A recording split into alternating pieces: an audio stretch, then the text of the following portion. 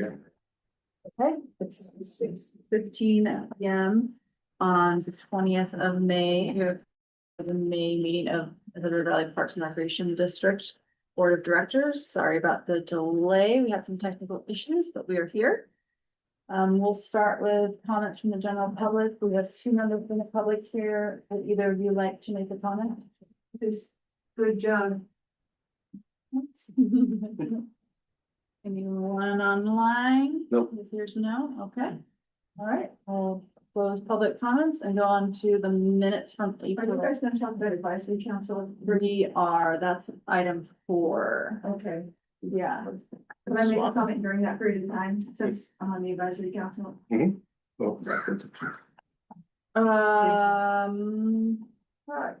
think so. I think format will allow. I mean, I don't wanna get it back and forth, I just, I just wanted to hear what was gonna be said and then. Okay, make the comment then, and Okay. my general comment is Yahoo. So happy. Okay. Okay, so minutes. Anyone have any corrections? That is no, okay. Before a motion to approve the minutes as written. Second. All in favor? Aye. Okay, item 3, strategic planning. All right. Well, thank you, everyone. Strategic planning, this will be a lot shorter because I think the next steps are, although they are much more difficult, they're actually, I mean, there's a lot more steps and a lot more to do. But at least this is the direction that we know we want to go. And so, less hard decisions to be talking about tonight. So that's great. So thank you all, for everything, for the support here. It's been a long time coming. And I'm sure we all know now the election results look very positive, although they're not official yet. It's pretty much looks like we have won both the bond and the levy. And so we have gotten I've shared the results here with you. And thought we would talk a little bit about kind of our reflections of this. It's kind of our time to let this sink in. And then talk a little bit about what's next. And so I thought maybe we could first start with just board reflections, and just kind of go around the room and just have each board member say, things that we learned from this experience, and if just kind of how you're feeling, and that sort of thing, and how this experience was. Yep. I would like to give us a pause for 2 minutes to gather thoughts, write them down, since this prompt wasn't, shared ahead of time to folks. Whether that means you need to pause the recording logistically or just keep it running. I just think that would be. I can, or I can, if people want to think, and I can talk a little bit about that. Skip on to the next steps part right now, unless you want to, if you need time to think without me talking. I can answer while you guys think. I don't know if that, or do you guys want more time? It's honestly, it's up to you, Christy. I'm fine. Can we have 1 minute with the prompt so that Sure. folks? It's okay. Yeah, I'll pause.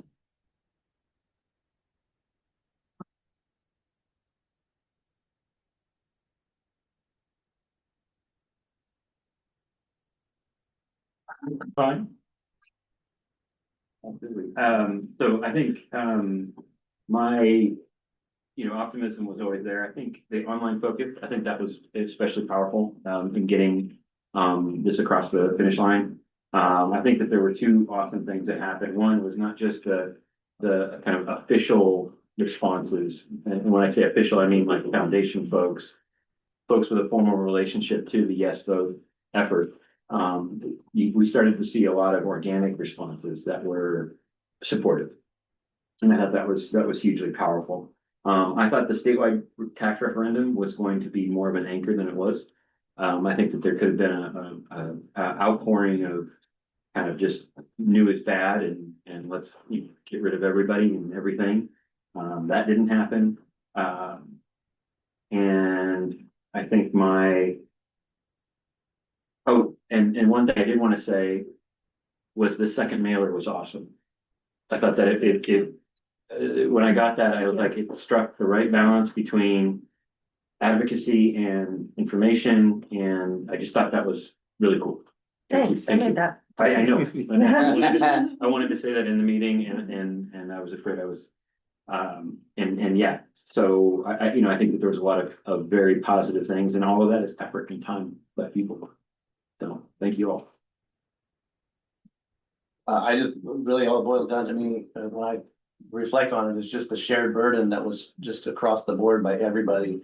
And I mean, I wasn't a part of the last one, so it's hard to compare, contrast. However, I saw so many people supporting it and. No, that's really what it boiled down to, is there was more people in the community who were not just passionate, but also just involved. And so the knocking out the misinformation. People who were either the social media, people who were replying with very clear information to counteract the misinformation that was out there.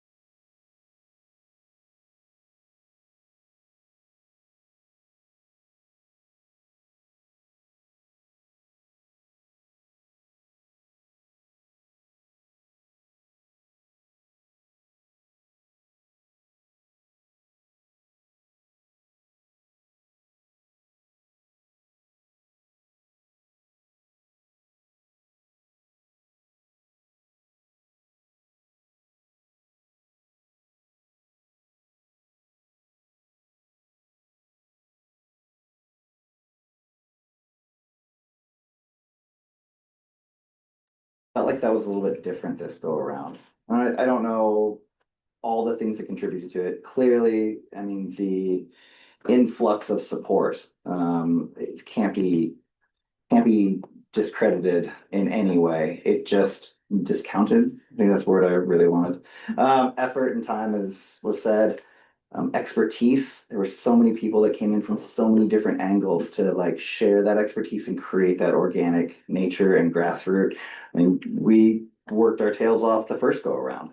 But I mean, multiplying all of those who came together and coalesced, it really brought out the community. And I think that that was important too, because we weren't just looking for capital, we were looking for the ability to operate.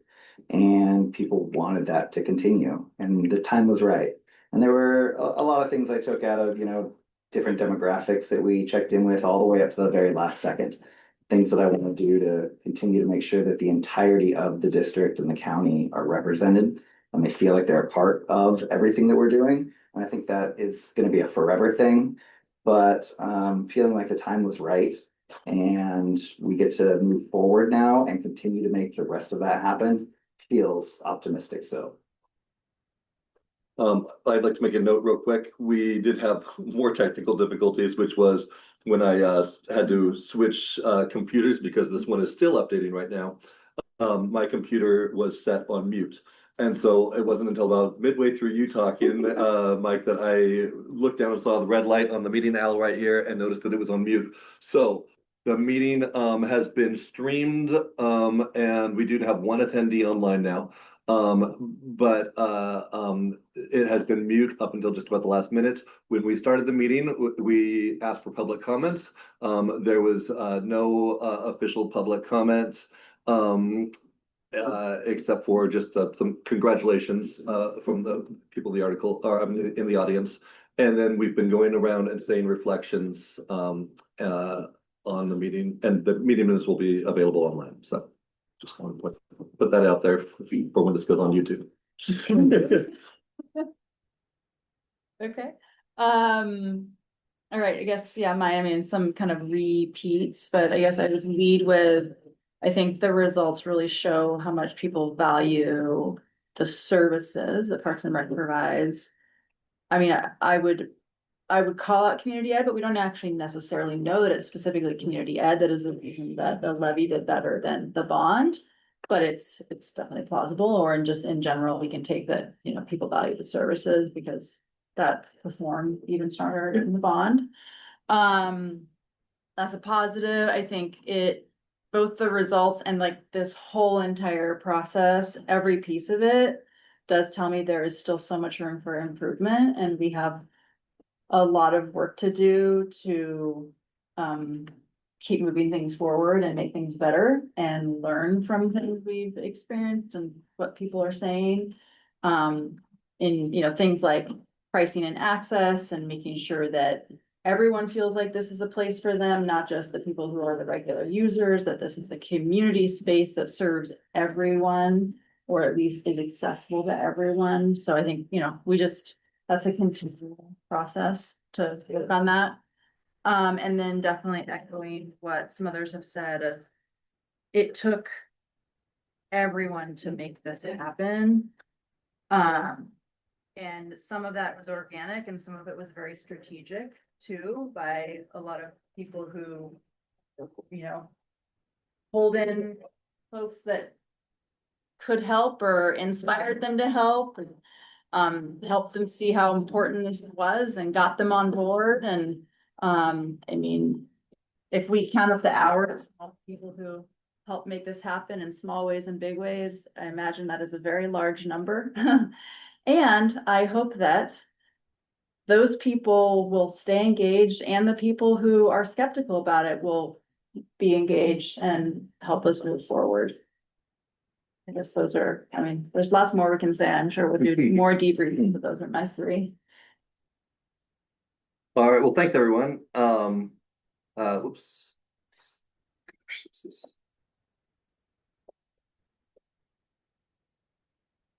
Go back over it. Okay, so what's next? First, taking a breath. We've been working so hard on all of this, and it's you know, we definitely are ready to pull up our sleeves and get started. But as you can see, like today, we got all three of the covers off. It was really all hands on deck. We've all been here all day long. We all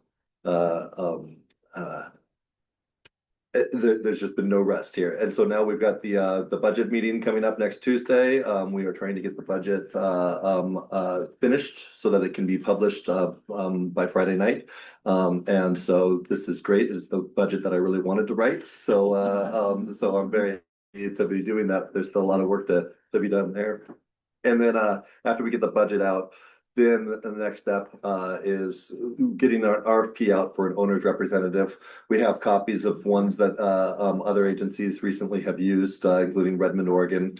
And we are going to be doing something very similar there. We've talked to a bunch of different places and gotten some feedback on like what worked well for them. And some of them, they recommended getting an owner's representative right from the start before you even hire your architect, and having them help, and they will help write the RFP for the architect and getting the design firm on and helping us walk us through the whole process of the construction and everything. Because these are the guys that the owner's representatives do these sorts of projects all the time, and it's really important to get them in at the very beginning. A couple of the others had written the RFP for the architect first and then brought on the owner's representative, and they said that they wish they would have done it the opposite. So that's kind of the direction that we're going. And so so that should be going out. Our hope is to have that go out very early in June. To be able to be advertised and have it all go. So like July 1st, when all of this kicks in at the beginning, we can start off the new fiscal year right away with hiring an owner's representative and getting started on this, and then going straight into the RFPs for architecture firms and that sort of thing. And Smart. yep. So we've talked before about what an owner's representative is and does. Can Yep. you just say a couple sentences in case someone's like watching and hasn't? You bet. So an owner's representative it's all kind of in there in the name, but they are somebody that is there to be independent and represent the owner. between the contractor and the architect and everybody else, and they are the ones that are really looking out for us and the taxpayers. So they are paid specifically by us in order to be working with the contractor and making sure that we're getting everything is being done accordingly. They usually have people that are working construction that know construction that can go in and make sure that everything that you've said that you're getting is being delivered on time and in the right way, and stopping them if they're going off track or if they're doing something that's outside of scope, if they're cutting corners or anything. And so they're really there to look out for the taxpayers and for us and on our behalf. Some like really larger organizations might already have like a project management team or people in construction. Like if you were the county or something, you would already have engineers on staff and such. We're too small to have that. We don't have people that know construction and know that. And so it's a very good best practice for that. And we did plan for this. We put within the money that we budgeted for in the bond, there was money factored in to have an owner's representative. So that will be paid out of the bond in order to have that service. And not fully concur with everything that actually came up several times in some of the technical discussions I had with folks who said that was something that we should do, and that it was like for them it was like a vote winning statement. So I would just encourage you to broadcast that. And just, hey, as part of this, thank you, Hood River, whatever, however you're gonna approach it, but definitely make that known. Yeah. Because like I said, that was and I said, yeah, let's do that. I mean, because of course, for every reason you just said. Yeah. Having that expertise and that advocacy at that level now, before things, break ground is so critical. Yeah. So I would encourage you to make it known. That's good feedback. Yeah. All right. So those are the next steps for us right now. Of course, there are lots, that's the kind of the simplified version. There's a lot more, especially like with the levy and all of that. We'll be going over some of that in the budget coming up here. But for right now, when I'm looking at like what we're gonna be doing for the next month or before our next board meeting, that's it. Breathe, budget, RFP for an owner's representative. Just for the sake of the public, if you're asking, because is there even a rough idea that we can tell people, like, is it expected to break ground in summer? It was the best case scenario, worst case, I mean, who knows worst case, but. I don't think that we're, yeah, I'm not stating that yet, just because I don't, that's part of us hiring the owner's representative, coming in there and getting some realistic real world, answers on it. Okay, so basically for the next 5 weeks, and we'll just can't answer that question. We say that we're putting a plan together. I can email you out, but probably a better answer later. I don't want to, We'll think on it for sure. yeah, I want to think on it. I also want to consult, before I send it out. I mean, we had a good answer in our FAQs. Yeah. That I think was clear enough. And I think that that's probably, if you go back to the FAQs and read that, I can't recite it, by heart right now. I was going to, but. Yeah. But keep with that. Yeah, but I think that it was a good, yeah. And in conversations I've had, I mean, one of the big points was how do we minimize impact funds? Right. You know what I mean? So that's usually the follow-up. That's the Yeah. artificiality of being able to, jam through whatever the bond process is, which is hugely, I'm just saying, I was unaware that it was just hugely complicated. The bonding,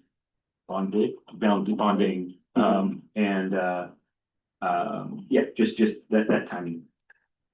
What I've heard from everyone that I've talked to that's been through this recently is just be flexible, be willing to change, and just be kind of don't make any promises. I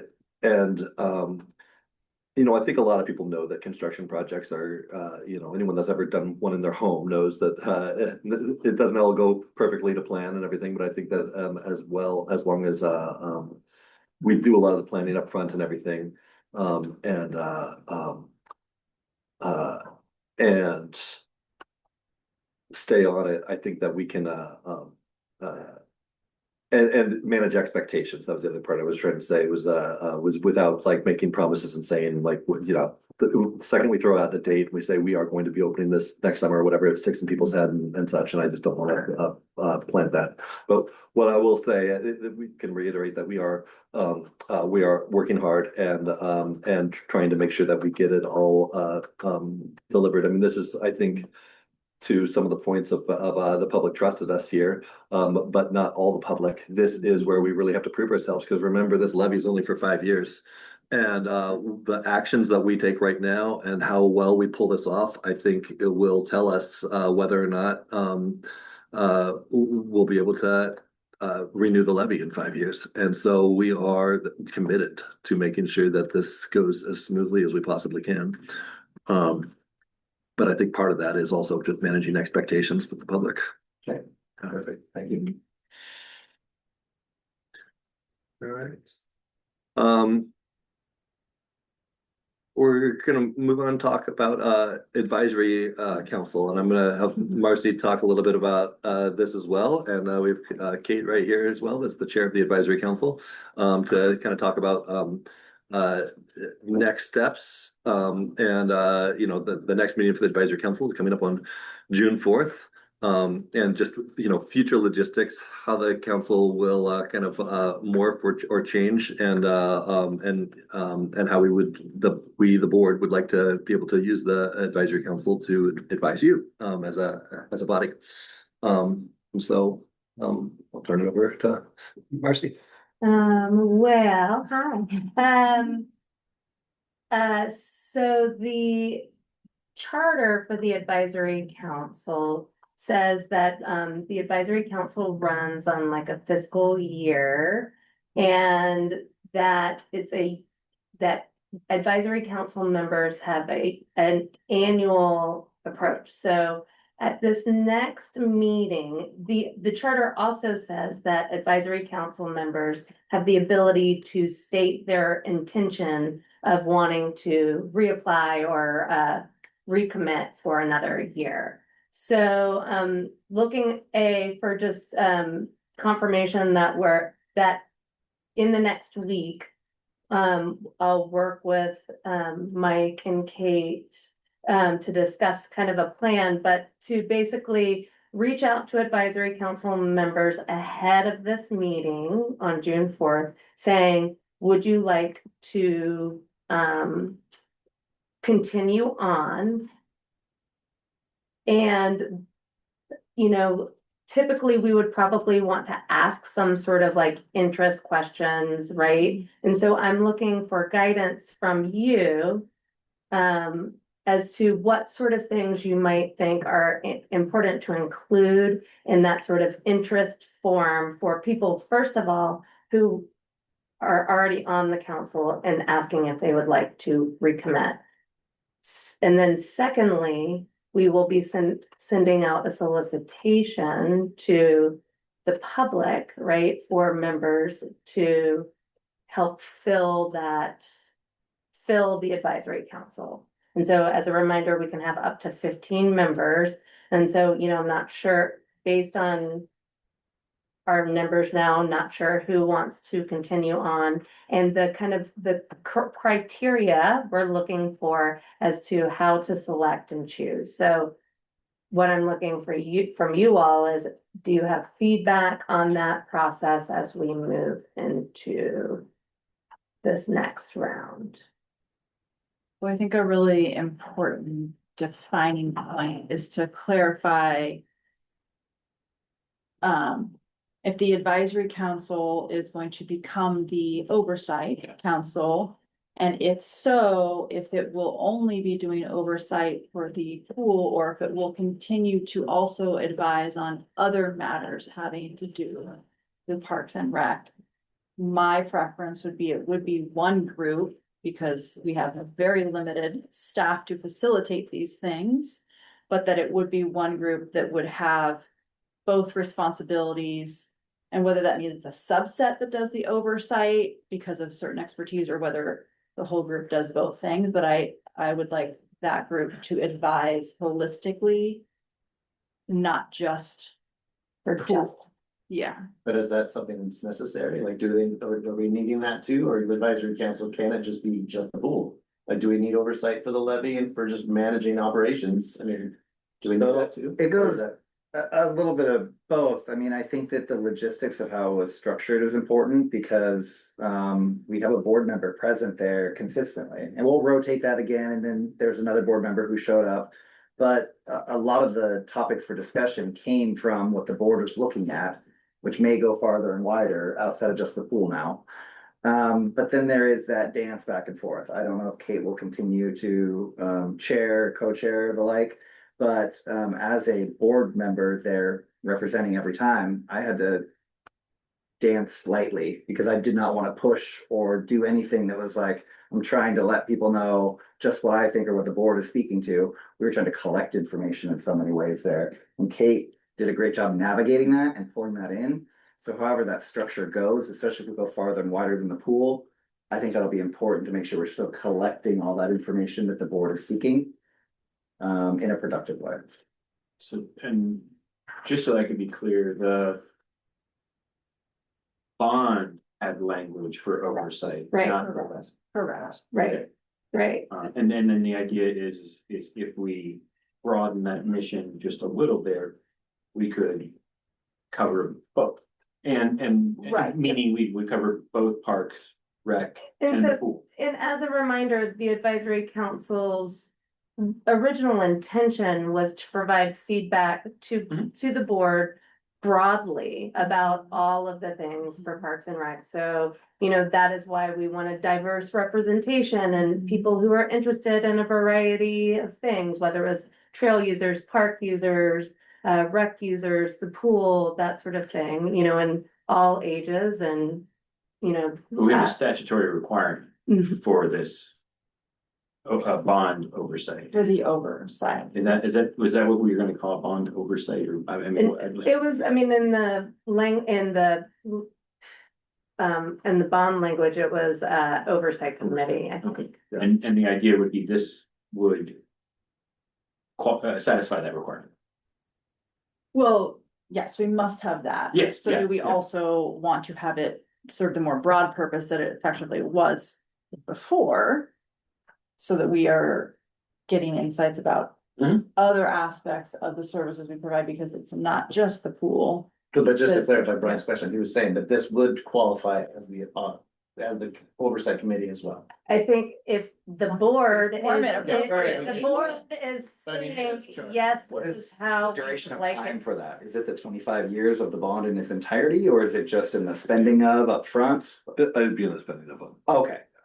That matters. Good question. Yeah, Very good question. Good point. I mean, we probably, I mean, but to say, Yeah. I mean, we probably should have this advisory committee as a Yes. standing committee Yeah.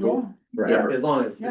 people are willing to Yeah. do it, for sure. Right, I think that's hugely Right, beneficial. the advisory council as a standing ongoing thing for, and so typically that would be broadly for Parks and Recreation. And then just making sure that we're now forming, so then the answer is yes. Well, I guess the part, my gut tells me it'd be nice that every year they kind of had a focus. And then that focus is that year, and then maybe you have 10 or 15 minutes at the end of every meeting, just like last minute, is there any other things we can bring up that we can pass on to the board? But to have it all meld together, and I don't know, it seems, I kind of like that there's a specific focus. So in this last year, we got the election and the bond and getting feedback on the pool.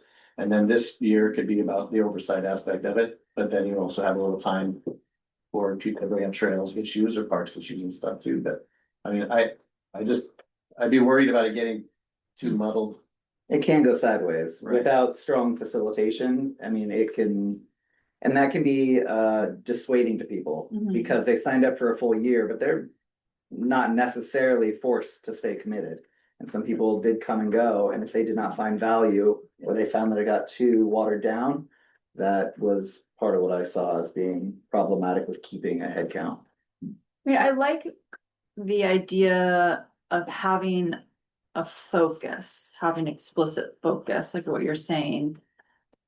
But I mean, I feel like you're still have the opening to seek advice on other topics. Like, I think one we may want to get advice on is recreation programming. It was new programming, you know, it's still a new department and we might wanna get some input on that and to be upfront that like they maybe ask for advice on other topics, but that there would be for each year an identified focus and that helps recruit the good fit of people, yeah, for that. And I think that's Task. kind of the cool part about the advisory council is to help give input on areas where you might not necessarily be either thinking about, you know what I mean? So like, I think it is good, like if we have a project or like that sort of thing, yes, we obviously, I think, want that type of focus, but then, you know, I think that is the really neat part about the advisory council is for that, having that broad representation to say, what about, you know, rec programming, what about trails or. We also still want people to come to the board meetings and advocate for and speak to. And I think Kate has something to contribute as well. Kate, Yeah, I think. You know, I can see how managing two groups is, you know, you guys are a small board with a small staff, and trying to manage two groups is.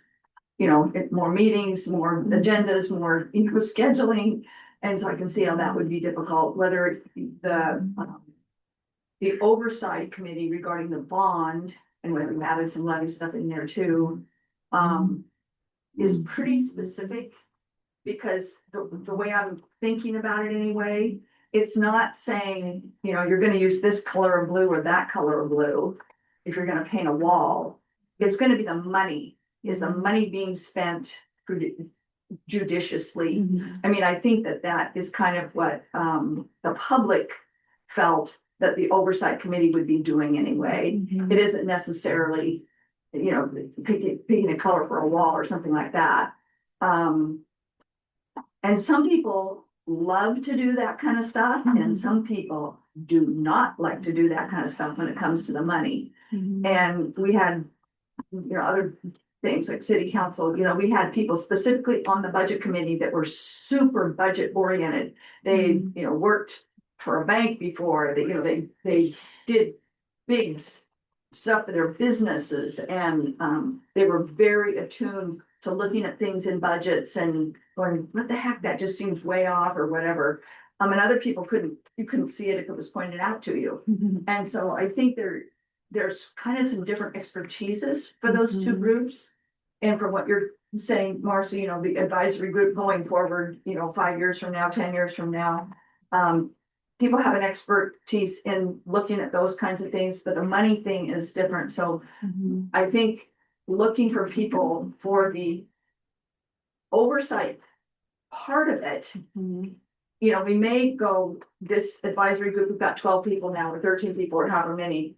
And say, well, you know what, we need to have at least five people on here that are very budget oriented. Mark, would you, if, I don't know if The next slide. Yeah, if you could go to the next Or the slide. one after that. Yeah, I just don't, I'm just thinking of how the logistics of it Desired. would work for, Yeah, this one. right, so who we're making looking sure you for. have people that can deal with budgets and like that and want to do it, and then have other people that are looking at a broader thing, community-wide. We need to think about this, you know, group or that group when it comes to money being spent through the levy for whatever. So I think that when we look at the makeup, I think we need to think about those things. Is there, Absolutely. Oh, go I ahead. just want to ask us, is there any part of the advisory council or the oversight committee that would fall in line with the owner's representatives? Like, would that come together in such a way, or would that be too, no? No. I mean, especially as we talk, okay. I mean, they might brief them or something like that, but for the most No, part, they the would just- representative is working with. Well, that. that's, yeah. But nothing, okay. Yeah. So Kate brings up a really good point about, you know, when I think we're asking for interest for this next round of advisory council and soliciting the broader public. We have, you know, some desired expertise that we might be looking for, like finance and public administration, commercial construction, aquatics business operations, aquatics user groups, rec, trail and park users, public communications, bilingual and multicultural, and other individuals bringing diverse perspectives. Yeah. So are there, I mean, I guess the question, go ahead. No, so with the, yep, with the advisory group and the advertising for it for the 4th of June. That's been put out there, it's been advertised, and the folks that would show up could conceivably have not been on the advisory committee already. That was So out. Yeah. This is, Oh, so they yeah, have- so okay, this, at this June 4th meeting, Gotcha. So the July would be when we would kick off we're a still, new thing Yes. that could include Yeah. the bond requirement. yes, Or yeah, August, so- maybe logistically. Yeah, I mean, when they're- depending on There's no- logistics, but I mean, the way it's written in the charter is that we would be soliciting Yeah. people, you know, asking for re-interest if, you know, interest if they want to stay on, going through that selection process, right? And so, and then the board would then approve the appointment of those members. I mean, To continue. possibly July, in the July meeting, if it works out timing wise, but you know, it could be, to your point, just August, not until August. At least that they'd start. Yes, exactly. And so, the question is, are there questions that you think might be important to ask? You can always email me directly, you know, if you're like, oh, like, think of something later. I'm kind of putting you on the spot right now, you know, so you could take your time and think about it, because we'll be formulating that questionnaire, you know, in the this next week. And then any sort of selection process that you think that we should consider. And I guess I would encourage having at least, you know, a process like a board member, you know, 2 board members to help think about, you know, help select in that process. So would you use the same questions you had before? Like, like you say, we had, you know, 4 people that said, I'm done, I did my year, I'm out. And then we were gonna replace a couple of those with the same type of questions that you did last time. But then if people were specifically, you know, like, we really want people that have these expertise, then that would be maybe a different questionnaire, because that would be the people working on the specific bond stuff. I think it would be some of the same questions, but you'd need to change them because it was quite a different task. What was done before to try to come up with what's a solution that is gonna be approved by the public. Now this is the oversight. And so this is like, what are your skills at providing adequate oversight? And to some degree, like collaborating too, but also like, it may be You mean, more even, important. that even you're really- for the current advisory Yeah. committee members. They would have. to Yeah, fill out I do. another I mean, that's what I application. think. I think that they would need It'd to. be- Right, and so I But guess they it's would like, only need that expertise for the period of time when it's being built and the money's being spent, and then it would go back to a different criteria. Is that kind of? what you're Well, saying? if we're doing this, you know, kind of focused approach. right, yeah. I mean, I think that it would be important to ask considering the broad range of questions that we might want to pose, some of which would probably have at least a holistic question that was similar to what we had last time, but then more targeted questions that would be forward thinking about the needs for this upcoming year. Yeah. Which would be, you know, what, Cause I mean, we wouldn't want to, I mean, I'm not in favor of having a bunch of green eye shade, you know, finance geeks. To the exclusion of. The trail users, you know what I mean? I see those as equally valuable. we want some of Yeah. each, right? And to say and openly and publicly say, hey, you know, as we enter in this very complex bond market, as we move forward with a construction project that hasn't been seen in Hood River in decades. May Street maybe, so decade, you know, you know, we are seeking this kind of expertise, and that would be, I think that is not just coverage, it's also truth, of course, but it also just so shows, hey, we are anticipating this need.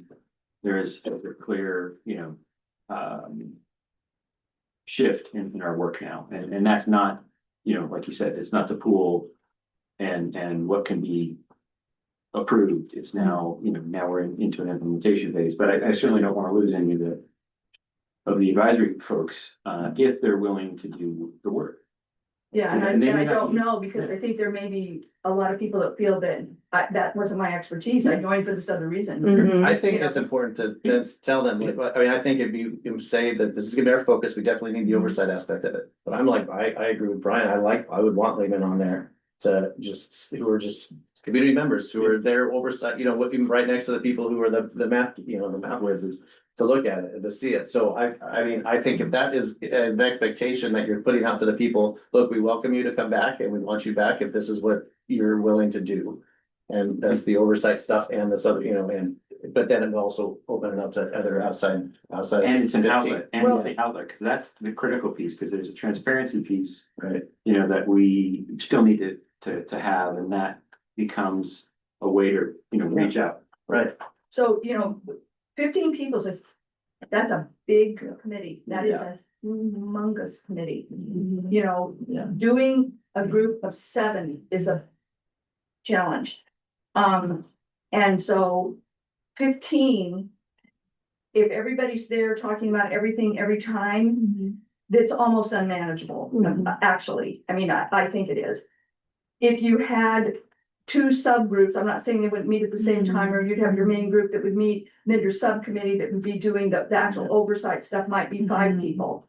And then they would meet separate time. I mean, I'm willing to deal with that kind of thing, but to try and do 15, to come to consensus every single time on every single thing and get into the nitty gritty when you have to on those numbers, that's a pretty much unmanageable, in my opinion, that if we actually have that many that we're trying to manage in one room all at once. but even then, are we trying to, they don't need to come up with any solutions in that 15 people, we're just trying to, there's the whole point is they're just trying to help them kind of filter and give us. Yeah, but when you're trying, I mean, Still. the advisory committee was like that too, and even having as many as we had in the room, it was a lot, Yeah. it was a lot of people to When you try to come to consensus on something. Yeah. So could it be pivoted to a situation where there's a subcommittee that meets from 6 to 6:30 and then everyone else is welcome for the last 30 minutes? I mean, so it really Yeah. could be a focused thing where you have the oversight committee, Yeah. right? That is a subgroup Yeah. of the larger advisory Advisory council. I mean, I just think Yeah. logistically, it would work better that way. If we go that route, my only 2 cents would be then that should be this, if the meeting starts 6, that's the first block. And Because the then, oversight is to me the most important aspect of this, and then they are there for their 30 minutes, and then people show up for the 6:30 rest of the session. and logistically, can we just go to the very next slide? I know you all are, I have to listen to it. I think that, we have been having a completely separate meeting where board members rotated through. It became a little confusing at times. Wanting to check in about that process and perhaps propose a different process for this year, where we do it before a quarterly meeting, before the board meeting. So it would be a longer night likely, so where the advisory council would perhaps meet from 5 to 6:30, and then our board meeting would start shortly thereafter. I'm not, we talked about this the other day and pitched this idea. I still am waffling on whether or not it's, I think Way to go. the best way to go. one of the things is that usually was a time for you guys to get information, filter it, and then have us sit on it for a week or 2 potentially, to fit something and that would kind of defeat that purpose. It was, what we were trying to do is, when these were both monthly meetings and we had now had 2 monthly meetings. It pretty much kills a day each of these monthly meetings, because you've got, between all of the things of getting the agenda publicly noticed, setting up stuff for it, bringing stuff over to the meeting, setting all that stuff up. And so we were trying to avoid that. I think that if we went to quarterly meetings for one, that might help. And then we had also, I know Marcy and I, we had to discuss this afterwards. We did pitch like, what if we did them on the same day? And like, that was a week and a half ago or so. And the more I thought about it, I was like, that sounds very difficult. Also, just these meetings oftentimes will go late, and we don't want to have to cut things off when there's really good conversation. Sometimes it's nice to have that extra 10 minutes, 15 minutes, and so. And I think the only other point of consideration is that, I guess, how do you feel about having everyone, the board, come to the advisory council? Or having, if we did do it a separate meeting, only having two. Well, firstly, I think that the timing is the consideration from prior. We were under the gun before, so we were monthly and trying to get information turned around incredibly quickly, and that is not the pace necessarily. And I think that we do need to recognize that moment to breathe that Mark started with. That is important to avoid burnout going forward, because there's a lot of work to be done, like Christy said. And so now is where we make those adjustments. I'm okay with a longer meeting. I think quarterly makes sense. It is a lot of people to manage, back to what Kate was just saying, and that's whether or not it's in an advisory council oversight or whether that's combined now with the board. And that takes facilitation in a different thing that we haven't really seen yet. So whatever, if we do decide to do that, we need to look into that structure and get the logistics straight, or else we will just be here once a quarter, not getting what we want productively out of it. Well, another option is we do make it smaller. And we really focus in on people who can check multiple boxes, who, maybe they have public finance experience and they're a pool user or trail user, and they live in Odell, like really seek out those people who can bring multiple. The charter says up to 15 people, so, yeah, so it's not, it doesn't have to be 15. But, to your point, I think it depends on what you all want out of that, Is there any requirement when you have an oversight? I just keep coming back to the statutory requirement and oversight council. Is there any requirement there that we need to be aware of? I mean, it, must contain. No. It's just, we have an advisory council. It's Go forth. but it is probably establishing best practice of like what we want to Yeah. be transparent about. Yeah. So that would probably be an important part of the advisory council oversight, to help give that information to how do we share that transparency to the public, share that information. How significantly does that amend the charter as it currently stands? What, to have a smaller number? To make any of these adjustments to make sure that we're meeting the marks? I don't think that anything, I mean, we could add or, if we needed to add any additional information, but right now I think we're still within the bounds of our charter. We can, And the charter is yours to amend. Yeah. You're a board that put it together. The other thing I was gonna say was to kind of the point of this, you've called it statutory requirements a couple times. It's not exactly by statute. It is something that we expressed that we would do in the bond language. So it is something that we need to commit to, because that is what the voters, when they voted on that, but we get to define it.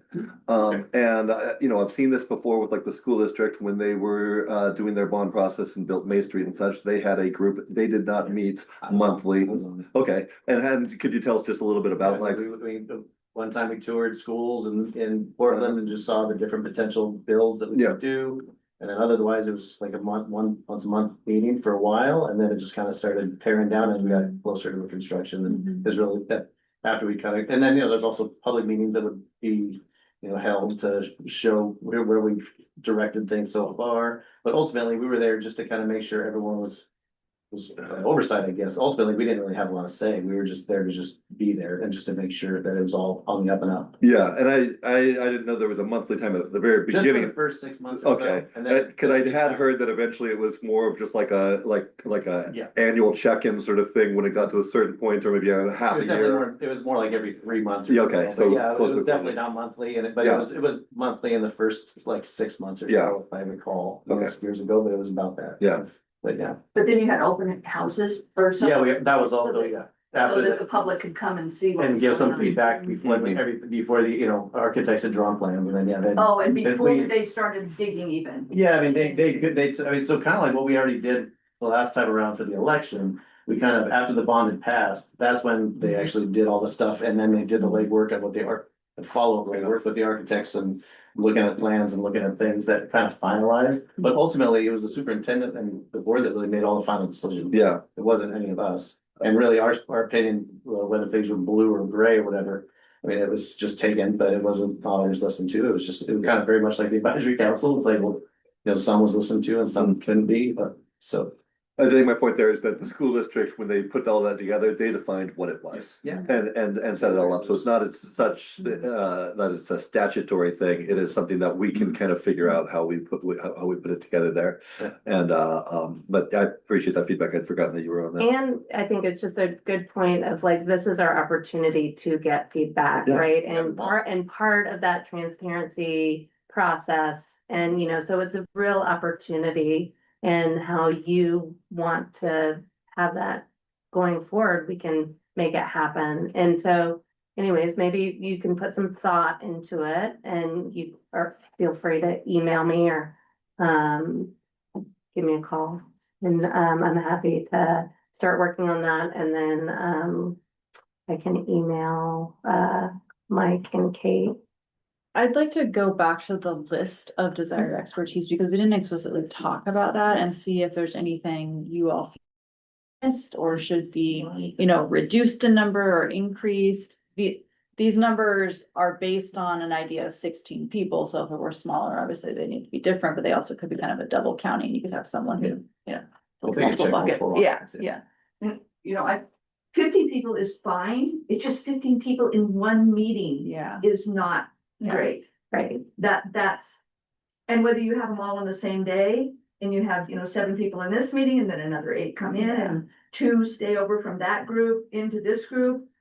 That, that's not a big deal. And if it makes it easier logistically for you guys to have it all in one day or something, then that's seems Mhm. fine. But it's just 15 in one meeting. Mhm. Yeah. It will just go on and on, like Yeah. you said, unless you have a facilitator that has got, a specific facilitator that's gonna make you go to the next item when Mhm. you need to. You also mentioned, Kate, a couple times of like getting them to come to consensus. While that's I think a really good goal, it does not have to be what the meeting is always trying to do is get them to come to consensus. You could do it where you have them take a vote, and then that's what goes to the board. Is just like Yeah. we had Yeah. 5 say yes and 10 say no or whatever, and so it's not a consensus, it's more of just like here's a flavor of what the room or that sort of thing. It's But the dissenting ones, this is how they felt. yeah, Because of blah, blah, blah. Right, yeah. and you could do small groups and the groups could present to, this is what our group said, right? Yeah, so it's not always that we're trying to get the consensus or whatever, but we can just say like, this is like, the goal of this is to be open and transparent with this group and and get some feedback, and bring that to the board, and then we move on. Right. That's fun, but yeah, and I think if that means it bears down to 7 to 10 people, I mean, that'd be super reasonable to me. I mean, well, maybe for me to say, but well, at every meeting like you guys, so I shouldn't say, oh yeah, well, let's just do 10. But anyway, I mean, I think you could probably check off enough of those boxes to find 7 to 10 people who would meet almost all those things, I would think and hope. Or Based on that list. with 7 to 10 people, we could check these off. I think so. Yeah. Yeah, in those ratios or whatever numbers you're looking for. Let me ask you this, if we go to the next advisory council meeting, we say, how many of you would like to stay on for this, and we go over this, and there are 12 people, if everybody wants to stay on, or whatever, you know.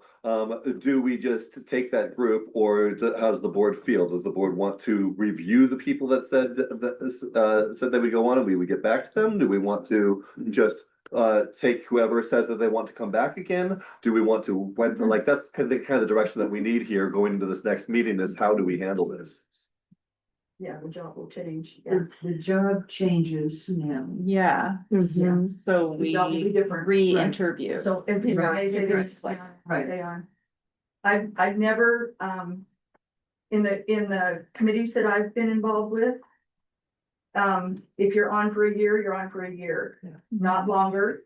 You can apply again, but it opens it up at that point, and the board chooses, and they may choose all the same 12 people, even if 3 new people apply, but it's like. You need to let new people have a chance. Mhm. I think it looks way more transparent to everybody if other people have an opportunity to put their name in that. I would recommend a selection process and like a rubric, sort of, that where you have a scoring criteria. And so, you know, last year when we did this, Mark, if you could just go back up to the slide above, sorry. We did have, the way that we looked at this was based on council members' ability to demonstrate their commitment to the mission of Hood River Parks and Rec, that they had diverse representation, community involvement, consensus building ability, communication skills, and understanding of local issues, and availability and commitment. And so, I mean, I think this is a good foundation, you know, to have, but I guess like maybe it would be a good idea to have meet with Mike and Kate, and if there's another board member who would like to join to help ensure that we're like making sure that our selection process is good and that you're a part of that.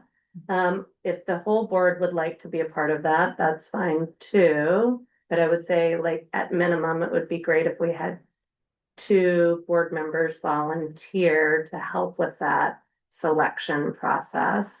I'd help with that. You need it. Yeah. Depending on how you guys will do it. And I would like the selection process to include, details from the individuals on how they meet the desired expertise. I mean, that's probably implied that you would ask those questions, but Yeah, we not did just a before. check the box of, oh, I have finance and public administration experience, but okay, tell us about that experience. And so on. I think for scoring purposes, it is reasonable to add a question. Have you done advisory council in the past? Do you have experience there in any way? Somebody could be like, yep. Well, but I think that's different, though. Yeah, I mean, I think we're talking more now that we're in this different phase, we're like are having a little bit more of a hard lens on expertise.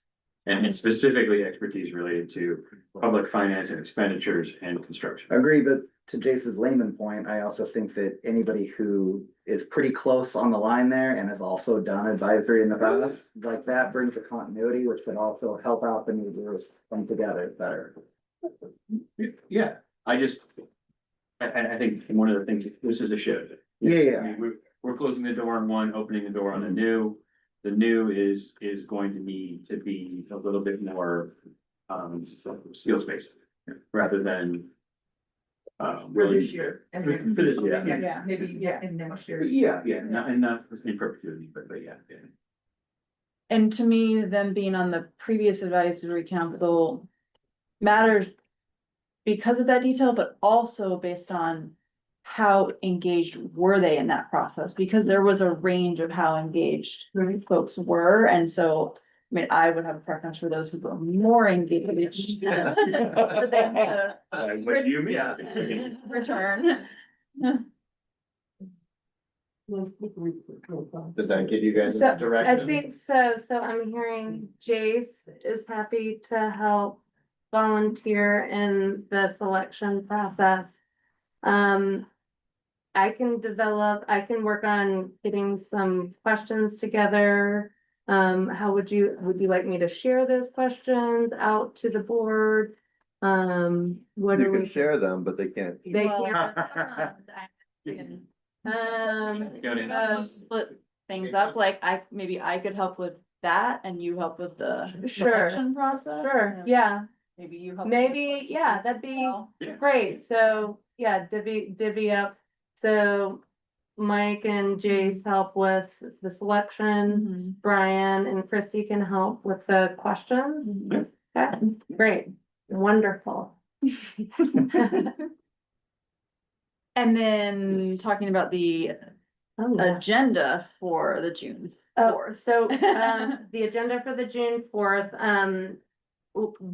first of all, the plan is to have pizza. Likely pizza, and everybody feels like pizza is a good thing. Pizza, as a thank you to our advisory council members, for all of the wonderful advisory work they have done over the past year. And then at the meeting to do a little reflecting on the year, to perhaps look ahead, what are important things that a new advisory council oversight committee should be looking into, right? And thinking about doing and the approach and that sort of thing. Is there anything else? Probably it's just even to go back before that, a start with like an overview of the charter and why we're here tonight and because there was some confusion or some questions. I think I've heard of your email saying this is the final advisory council meeting of the fiscal year. There were some people so just We're done. yeah, so right from the beginning, just say that to remind them that their commitment was for a year and then explain all of that. So just to get that out of the way at the beginning. Yeah. Who can attend? We can, all of us can attend. Yeah, we You, can. Yes. you can, as long as you're not discussing board business What? during the meeting. Yep. You heard pizza and wanted, I get it. And I forgot to Yeah, mention that we're also after the meeting inviting people to walk over to my. Yep. Because And ice cream. pizza and ice cream, what's better? So process, reflection, looking ahead. Is there any other thing that we should be thinking about? Well, I was wondering to what degree we should ask their input on the questions we just discussed in terms of what should the next iteration look like of the advisory council, but I also feel like we've come to a pretty good definition of that, so I'm kind of thinking not that we more share where we're at, invite them to apply, here's the kind of new focus and criteria. Sounds like there's a lot already to do go over that meeting, and I think that's probably good. Okay. In my opinion. Right, and depending on the timing, I was planning on working now with you two on the questions, so, and likely sending that out, hopefully having that posted soon, right? For so getting, the question, that is up to you. I think we should have the June 4th meeting. Yeah, first. To gauge, but I'm just wondering if we should gauge their interest ahead of the June 4th about their desire to bring that. That's only about 2 weeks 2 weeks. away, yeah. Let's celebrate. Just wait. Celebrate. You know, I mean, Yeah, everyone worked really Yeah. hard. I mean, I think it'd be good to have an explanation with it when you hand it to them and have, in person. Yeah, yeah, Yeah, because they'd be like, what do right. you mean it's gonna be different, and then you can be there to explain why Mhm. and what it is. And some people may say, it doesn't work for me, or I'll stay on, but I can't do that part, but I can do this part, or I do have expertise in that, so I really would love to do it. I don't know. I think they can kind of gauge what their feel is about it after it's explained to them at that meeting. We also should talk there about other ways that they can engage. Obviously there's coming to board meetings. The foundation might be looking for additional board members. there's anything else that others can think of that might be other ways that they can engage that are not the advisory council, I think that would be good to bring up kind of in closing also. Okay, great. So I Always looking for coaches. Yeah. Right? always looking looking for coaches, volunteer coaches. and we can probably say that we'll be able to continue Yes. looking for coaches. Great, I'll be in touch with you all soon. That's it on that. Do the two of you feel closure and you feel that, this decision? They need to know, we need to know that the job changes. Mhm. And what your expectations are and what the needs are within the community. Mhm. And I think it'd be great moving on. Mhm. I know I'm not going to be on it. Mhm. But, I really look forward to the additional input from the community. Mhm. I think there are a lot of people out there that can help. As long as you guide them, Yeah. or Kate guides them. Without her, the advisory committee would not have been as effective as it was. Because you get, originally, we had what, 21 voices? We were around the table and that took an hour. Yeah. And we had to cut some people off. Just, yeah, I kind of got rambling. Yeah. That's the, And problem, you you have can't, that many. we can't people, like, afford it's- that. Yeah. Yeah. I think it's a good point too, that we find somebody that I remember that meeting well. And that was one where afterwards we debriefed and Mike was like, well, I'm a board member. I'm not part of the committee. It feels weird for me to step in. And we were both like, we're staff. It feels weird for us to step in. And that was where we realized we didn't have like a chair or a person there to step in and say like, hold on, I haven't heard from this person yet. And so that's one thing that we definitely need to make sure that we have again. And she Yeah. had And enough you knowledge. did a major Yeah, recognize I'd run lots of meetings. Yeah. Yeah, but that was a blind You have spot. to make sure, Yeah. you know, if somebody's talking too long, they. Yeah, You were yeah. amazing. I think we all felt. I think that, you know, like Jane said, you know, she's not gonna be on it, and, you know, the fit isn't gonna be quite right. But I think there's gonna be some people that are gonna feel that way. But I think that hearing what we heard during the process in this last year, once you guys decided we're gonna go out for the bond and the levy, the information that came, that we heard from people during this process is what we have to take forward in figuring out how the transparency is gonna work. And that's where I think the advisory council, that may not be the money, you know, keeping track of the money for the bond, but you still need those ears out there Yeah. listening for what those things are that are being said, that are like, okay, we need to nip that one in the bud right away. And so how can we do that? When we start getting something that's going to skew misinformation, like you were talking about, Jace. So I think that having those people that are good at that, is still super important, even if they aren't good with the money part. So we just need to make sure we keep some of those kinds of people on that committee that can help with that. And we do have public communications on the list, and other individuals bringing diverse perspectives. So hopefully we've captured Yeah, that desire, yeah. Yeah. we get focused on the money and, you know, doing the oversight committee, and then you kind of lose sight of all, you know, the other stuff that's just as important as that. And from the money standpoint, like, we're not going to be asking that people have like a in-depth, that what we're gonna try and do all of the stuff that's transparent for the entire general public, so people can read it and understand what's going on. So I'm not going to say like that we're gonna have these giant spreadsheets that people have to really have like an accounting background to understand.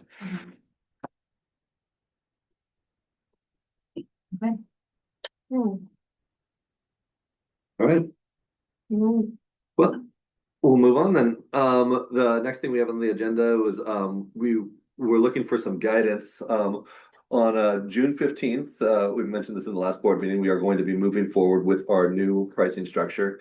And part of that is the kind of the flipping of it to have like our general admission price and then the resident discount, and explaining to people that that's how it's going to be. And then the proof of residency requirement, where we're going to be checking people's proof of residency.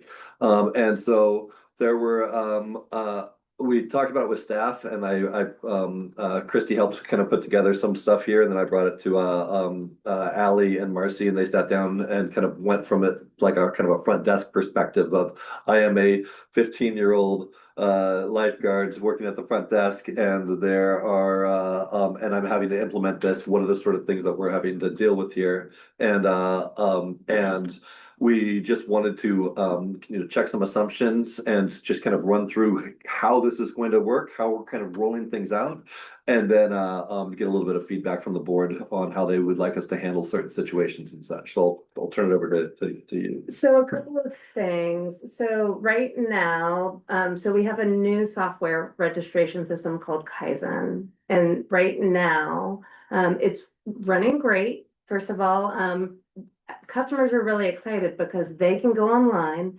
they sign up easily, and they enter in their address. And right now, what it does is it automatically says, you are in district because of your address location, or you are out of district. And so then they're automatically getting that in district rate if they've typed in the address, and the address is a current required feature on that. On June 15th, we can toggle that feature off so that now it's the address could still be required, but the in-district rate isn't selected, right? And so then they're getting then everybody who is in the system now, if they have been in district, now they are out of district. So we have over 1,000 new members who have signed up for this new registration system in the past 4 months, roughly, who will now go from being in district residents to being out of district residents. So it presents a huge complexity of a customer service issue, because we plan to message this far and wide in all of the ways, but what we probably all know is that you can have a sign in front of you and you might not read it, right? Or you might not read the email and get it. And so then when people go to register for swim lessons, for example, which fills up in approximately 25 minutes, our last swim lesson registration, and they look and they see I'm out of district, that can't possibly be true. So then they call us, and then we say what to them. And so I guess this is some of the guidance that we're looking for from you for tonight on, are we going to be presenting any sort of, is it the guidance says you can either pay the out of district rate until you can come in, or how would you like to handle that, I guess? I mean, if they're all, sorry, I was gonna, if you go ahead and listen to your. I feel like the way it's being presented is from a like, we can't do this versus here are some solutions. Like, I would have thought that a solution would be a custom field that says, when was the proof of residency last checked, and you can have a date in there. Like I would think there are other solutions besides the one that you said of turn off that toggle and then everyone's out of district. Well, we have to start it at some point. Right, and so at some point, then they will have to come in and present their proof of residency. We can't really do that before June 15th, because then the same thing will happen, right, Kelsey? I mean, so like, once it's toggled off, everybody in the system will be going to out of district, right? And so then we start collecting. We're not saying we can't do it. We can absolutely check the proof of residency. The question is how to make it easy for people in a way and make it so that it's a easy process. On a given day, though, how many people, like, what is the collection rate for out of district versus in district for the 65,000 people you said come into the pooling? I mean, No. we have, There's quite a bit, like with the water robot cities, like there's a lot of people that come from Bingen, they bus them over. I would say as a percentage, so it's probably 80-20 of in district versus out of districts. I'm just, yeah, again, that's, I mean, it's just Yeah. the scope of the ask, and then the in-district to date have not been formally confirmed in some kind of in some kind of way, way you're talking about here with valid government issue ID. Right. But they've already been like getting their in-district price, I guess, it'd be like a switch for. and so for those people, we just have to, we can from now say, starting now, you will need to show this beginning June 15th, be prepared to come in with your ID. Just once though. Just once Yeah. for the year, right? And we can try to push that messaging out. But inevitably, we are going to be faced with people who are unhappy with this new process. And, right, and children who don't have their ID. Okay, well, we're not there yet. We're not Yeah. to that item yet. That's a later slide.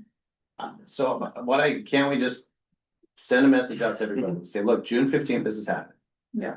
So right now, we just uncheck every box now and say, look, you have 4 weeks to come in, and at any time someone comes in, they check that box, you can check their ID for the next 3 weeks. And then at that point, by June 15th, a lot of people have already done it, and then anyone who else hasn't can start coming on June 15th, and all their boxes will then be checked. Can we not just? You'll still be upset as well. Yeah. Somebody will fall. But what I would say is, in that email that you send out, go based on extreme, or however you wanna word it. Tons of public feedback has said we need to be more mindful about not charging people. We wanna make sure we're charging people who don't live here higher rates versus the people who are. So in the email that you send out, we go, look, this is what the public vehemently said they wanted. And so this is how we have to do it, but because of our system, you can go into the weeds however you want, but. You present a very good solution, actually. So we could toggle it off now. And then give people the grace period from now until June 15th, right? And so they're being reminded, oh, shoot, I haven't brought in my ID. And our message to them is beginning June 15th, if you don't have your ID, you have to pay the out of district rate, right? But you can get in now. We tell the youth coming in, the summertime will present complexity, but I do believe that we can message all of the people in the system easily. And we can put it on our newsletter, website, social media, all of those things. So that's a really great solution. How will that work if somebody is registering for a class or something like that, and they're toggled off though right now, and they can't toggle themselves back on? They have to They call. have to come in. I understand how that will work, like if we did that all on June 15th, but if we did that at this point right now. Everybody pays in district until the 15th. I think Well, you Yeah, but can't the system- know Oh, that yeah. now, like The if you toggle off toggle will it be- off, then they will be automatically out of district. And then they either recognize that they're paying an out of district rate. So I mean, like, we can have probably have some sort of message on Kaizen that says, What if we did it like a holiday, like everybody's in district until the 15th. We start this process of approving residency between now and the 15th. And Yeah. then it's just, we have to start. But the system was on site and Grace period. online. I think Period. the difficulty is like, maybe you can do that on site when somebody comes in, but online, it's adding that complexity now right, of. because we do, I mean, now, because of the convenience of this registration system, most people register for their programming online. So we're talking all of rec programming, swim lessons, all of those things. One of my biggest concerns about this is really back to that messaging piece, because trust is what is there, and trust has always kind of been here, structured. And to a fault, right? Which is why we're doing this now. But it is an abrupt message and people are gonna fall through the cracks, even with the lead time and other stuff. And that frustration is gonna fall down on some 15-year-olds that are gonna have a hard go with it. And that messaging, when it starts spinning up, like, great, they just took our money here and look, now they won't even trust me. And I've been there for 30 years. And now I have to show a picture every time my grandkids do. I just think that the messaging aspect is where we were going with some of it. However, we figure it out has to really go back to, Definitely think that we could probably have, and one thing to help mitigate that so that that our young workforce doesn't have to take on all of that by themselves, is having some good language from you all that we could use and create like either a fact sheet or, like FAQs or something about the why behind. And so then so if somebody's upset, our staff can hand them like, here's the information about this. This is the why behind the change. Jay said something that I thought And the was good. ability to, Based upon, the feedback we heard from the community really wanting. Something that puts it back on everybody and doesn't target the district, as in, we don't trust you any longer. Sorry, you're now gonna pay more until you can prove that. I mean, some way, shape or form to just be like, we came across this, so we can take a step forward. You can also let them know, you think you could put in the message too, that, this is a process that's gonna have to happen. And if you slip through the crack, but it turns out that, you were in district, to word it more succinctly, but if we make a mistake and you were in district and we'll sort it out essentially, like we got your back if you're in district. Is essentially what the message you wanna be making sure, and we're not gonna, if they don't fill the form out the right way, we'll make sure you get refunded the right amount. So that they're not considered out of district. Can we also just provide easy options for people to get this done? Like, can they log into their account and upload a utility bill there and then it get checked? Or you do it through a Google form, or you guys use Microsoft, where they just They do provide have forms in there. their name and you submit a utility bill. I mean, I wouldn't want to submit my photo ID, but if we agree that like a utility bill would count, I feel like that's probably a pretty. What do we Safe do option. when two Mike Howards show up and one is in district and one is out, and you don't know who I am? Do I have to have photo ID? I don't- That's yeah. So rare that I don't think Yeah. I would worry on it. I think a lot of kids might have a, yeah.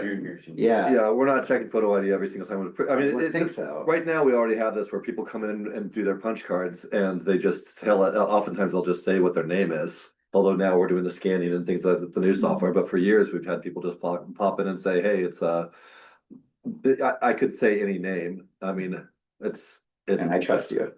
Come Yeah. through it. I mean, I was at the Ace Hardware the other day and I saw the person in front of me putting it on something on an account and I just thought, what's to stop me from walking up and just being like, Vincent Firming or whatever, I mean, people, it's not everywhere. It's just, I agree. so we can look into the form and see about that. I think that, we definitely want to be sensitive about people's information. Right now, the way that we had looked at getting it was, there's a way that we can tag them in the system, right, Kelsey? Like, we can put a note that says like, we've checked their ID essentially, Well, we'll just like change them to, in district, but there has to be a verification Yeah. by staff, like the date that they were checked and that they've been tagged. Currently, we have, and I do understand the comments, out of district pay more. But currently, if people are self-selecting to pay more, and it's about 20%. I mean, are we expecting to capture, so many more people, so many No. seats? there's probably not a lot. No, So I just, but the main thing is being it's able to say we I verify. think that's more that. right, yes. So And maybe, I mean, maybe we talk about that for this interim year before we hire a desk staff who would be there in the new pool to do this work. I'm not following what I you're just trying to say. we're chasing like 3%. Like it's less than that. less than that. I mean, yeah. and I guess I was just trying to think of a way to be able to convey that to the folks we all know exist on Nextdoor about like, having, that making that statement and being able to verify it. This effort seems for 3% of or less than 3%. I don't know. It seems like a lot of work for not a lot of payoff, but there is something to be said for, I get the statement, we're verifying them. And we don't know what percentage it is. Now Sure. you said 20/80 and now you said 3%, and we don't know because it's never been required to prove it. Right. And this is in response to public feedback to do this. And so I don't personally think the solution is, oh, it's too hard, so let's not do it. No. It's how do we make it work? Sure. Well, that's twofold. One thing they said was we want out of district to pay more, which we stated that is increasing. The other part is we don't trust that you are in district. Prove it. Mhm. So that's where we're getting at here. How many people are pretending to be in district when they're not? That number I don't believe to be high. We don't know though. We That don't is know, your- but do we have a baseline now that's gonna prove it after implementing the system that can go back and say, look at how many people we captured? Because we also don't have a system that's gonna say how frustrated people are, except for the Nextdoor app and Facebook and other social media. And by the way, when the differential is higher, there's more incentive to say you're in Sure. district Sure. if there's no verification of whether you are or not. I mean, it could be that we have a higher rate of people than saying I am in district because of the We new don't amount of know. money, starting on June 15th, right, to that point. So Yeah. we're happy to do it. I think that the one thing that we would like Happy. to do is mitigate, Yeah. having our young workforce who deal with unhappy customers, based on this decision. And so what we're looking for from you is to help try to find a process that's going to be fair for them to implement, right? And so, the question is like how we can look into the forms. I think that's a good idea.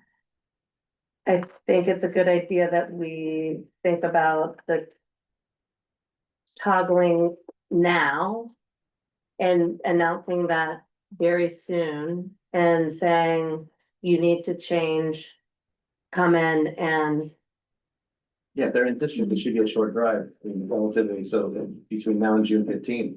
They should be able to come in and show you that, and that gives you guys 4 weeks, almost 3 weeks. Anyone in district, it should be a Yeah. reasonable ask.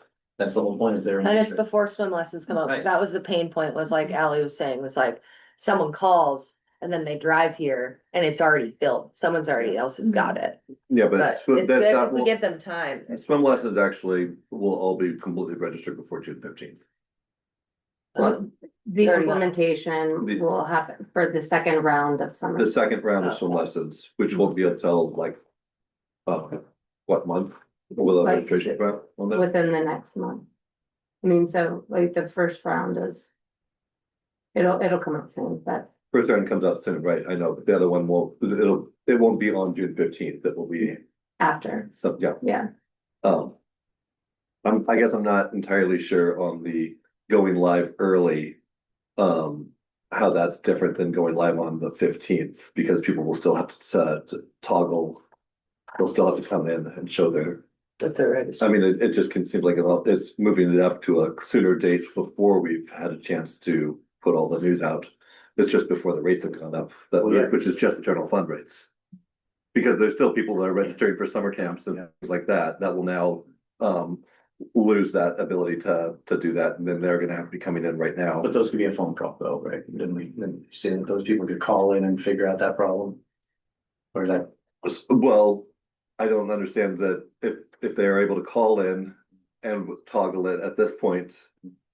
Toggle it early, then we're almost like we're going back to the honor system. I think that we need, when we turn it off, we're gonna have to start saying that we're checking all of the IDs. Can we do a grace period, almost like Brian was saying, of a year? So we just say starting June 15th, whatever's in the system now, we trust for the next year. And then you have a year to get your information updated, or if you're not in the system, then you come in and prove it. If you're already in the system, cool, we'll check you again in a year. So we don't have to toggle right now. We can check IDs starting now. And we can tag them in the system as having their ID checked. Inevitably, it is. And then whenever we decide to toggle everybody off, there will need to be a manual toggling to back to in district. I think this is a very tricky thing to be bringing to the board, because it feels like a very operational thing that we're being asked to answer without having the tools to answer it, because we don't have a lens into the back end of the software. We don't know what the options are really of the solutions. And so I feel like the best we can do is provide guidance on, I believe our intention is still to begin this process, but you're asking us to solve something we don't have the tools to solve without sitting with you and looking at the software with you, I feel like. And so I don't know how much further we can go on this slide, this discussion, like the item at the bottom of it. Right. Jace has called out some things to say in that. If we have a draft that the board can provide input on, that's something actionable we could do. But I just don't know how much more we can go on this, like toggle versus not toggle and date and. So June 15th. We're ready to go with implementing. I think what would be helpful is any language that we can use to create either a fact sheet or an FAQ on the why, so that when people are confused or upset, we can have something, our staff can have something to hand them.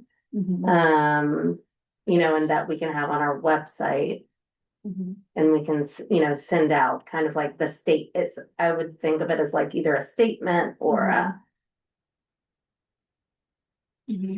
And we also have these items that are specific items to provide feedback on that we have not gone through yet. Yeah, one thing that I've heard people mention a couple times is once a year they will go back through this process, and I don't think that that's something that we need to do is an annual check-in. And in fact, I think it says on number 2, it does not need to be re-verified for at least 1 year. I'm not sure that I believe that we need to be re-verifying every single year. I think that it's just gonna add a lot more. We'll have to figure out how this works with the software, if we can do like some sort of reminder every single year to go through there, but I'm not sure if that is a need. Christy and I have talked offline about this, about the library. She claims that she's been checked to the library multiple times in residency. I go to the library often, then I don't get checked regularly on the library for I just got an residency. email saying that they're gonna lose it unless you go in and show it. So, I mean, Unless you show residency again. yeah, you go in and basically resubmit the stuff. And how often do they do that? It's been a while, I've Every never seen that 3 email years before, or but you don't probably have to something. do yearly, but you Yeah. can probably do 3. Yeah. Like you could do 2 or 3 or 5 years, you can pick a number, but it's probably good to have some kind of limit on there. Just so that, someone who lived here 15 years ago can't go, yeah, I'm in the system. So item 2 is not to answer that question right now, is to answer that question at a later date, after there's been some time to learn the software and use it. Item 2 says for at least 1 year, with that meaning it could be never re-verified, but just we're not gonna worry about re-verification for the next year, get to know the software, figure out what's possible. Are the board members good with item 2? That idea that for at least 1 year, it will not be re-verified, and the topic of re-verification could come out up at a later date, but we're not defining that right now. Good. Good with that, okay. And then the first one, the out of district being the default rate. I mean, that's not anything new, we've already talked about that. confirmed that. The acceptable forms of residency verification, these are from the library with a couple removed, one of them being the community ID that doesn't seem to be a thing anymore, so it's taken off of there, but you could add to these. And of course, that list could easily evolve if we learn of something. Okay. And then item 3, the admission payer is responsible for providing proof of residency. So we're not asking like every person in the group to provide it, it's just checking them in. Yeah. So if you bring a guest, that's okay, essentially. Right, That's fair. yeah, yeah. For somebody in district can bring their buddy, Yeah, doesn't he? And then they can be, so, and then they could be in district? Yeah, well, I mean, based Well, on you're that, paying yes for or not. them, yeah. So, Is that what I you're mean, saying? typically the way we have done it, I mean, They'd be a separate. if a guest is there, then they would be, I mean, we would typically ask. So then instead of their guests, that's why I think they're. I mean, children, because not? when people check, I mean, we have plenty of people who are coming through the door to pay general admission. They don't have an account, right. right? And so we don't necessarily need to know their name. We just need to, if they want the in-district rate, then we would need to check their ID Right. there. I think what you're saying, like, is if a person shows up, guy has 3 kids with them, you don't have to be like, well, this one's from White Salmon, they need to pay out of district. This parent is there with 3 kids and they show their ID, They all get. they all get it Or through. what if the parent's showing up with 2 other friends that are adults, so it's the same deal, right? I mean, that's what, I guess, I suppose what we need to figure out here. Cause that's like, I mean, look, I'm paying for, like, my buddy Mike here's visiting from out of town, but we just walk up and like, I'm gonna pay for us, so it's the 2 of us, And- so that's Exactly. fine. We do regularly have people who are like, I'm bringing my grandmother from Arkansas, and the grandmother from Arkansas pays the out of district rate while I pay the in district rate because I live here. Which would be fair, I Right. think, but I think on the same level, I think it's probably also fine if I'm bringing grandma into town and I just paid for both of us, like, again, I mean, Well, that's why we Yeah. have item 3 Yeah, here, that's to why we discussed it, I clarify what guess, is, that's- you know. I see 3 on. So our process in the past has been to question the adults, right? So Yeah. like, are you in district or out of district, in district or out of district? And then some people will very clearly delineate themselves through the door, like. Yeah. This visitor is from out of town, I'm from Hood River.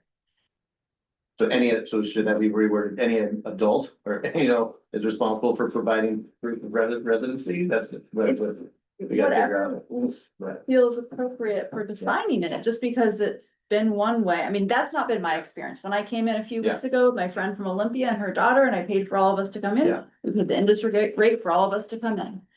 And I think that's fair, honestly, I do, it's like, again, if you're living in district, you paid your property taxes and you got your aunt not visiting in town, it's like, yeah, okay, that's the perk. I mean, I think that's a reasonable ask versus someone who doesn't know anybody who's coming in from Portland for the day and wants to use their space. They can pay the out of district. And that limits the, where were you born? Mhm. That having some kid have to decide that. If they wanna self-declare and they work it out, whatever, Yeah. that's fine. But if, as a policy, I like it.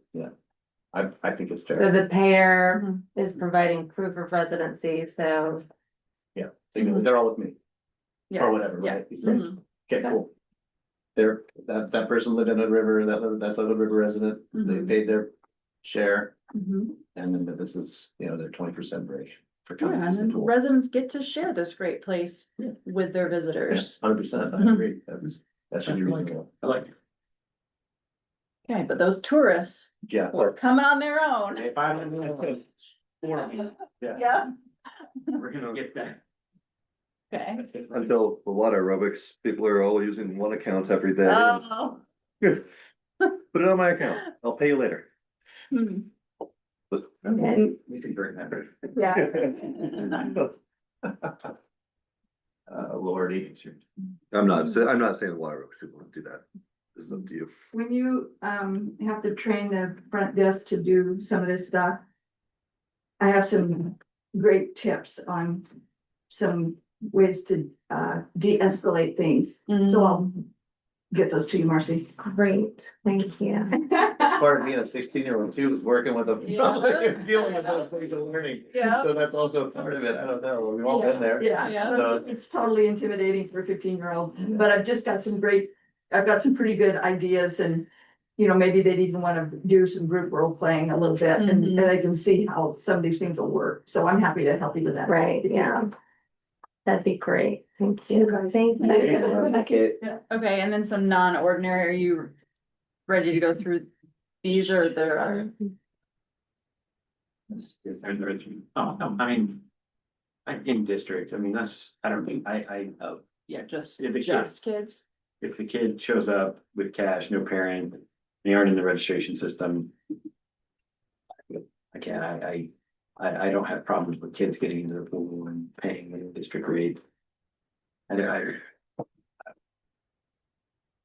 Do you have any sense of whether this tends to be locals or tourists? Kind of a dumb question because how would you even know? But I guess you would know because you're repeat We customers. do know Mhm. many of our people, but in the summertime, it becomes more problematic because we have people dropping their kids off, right? And that happens, dropping kids off is happens Mhm. throughout the open swim time, Mhm. every day.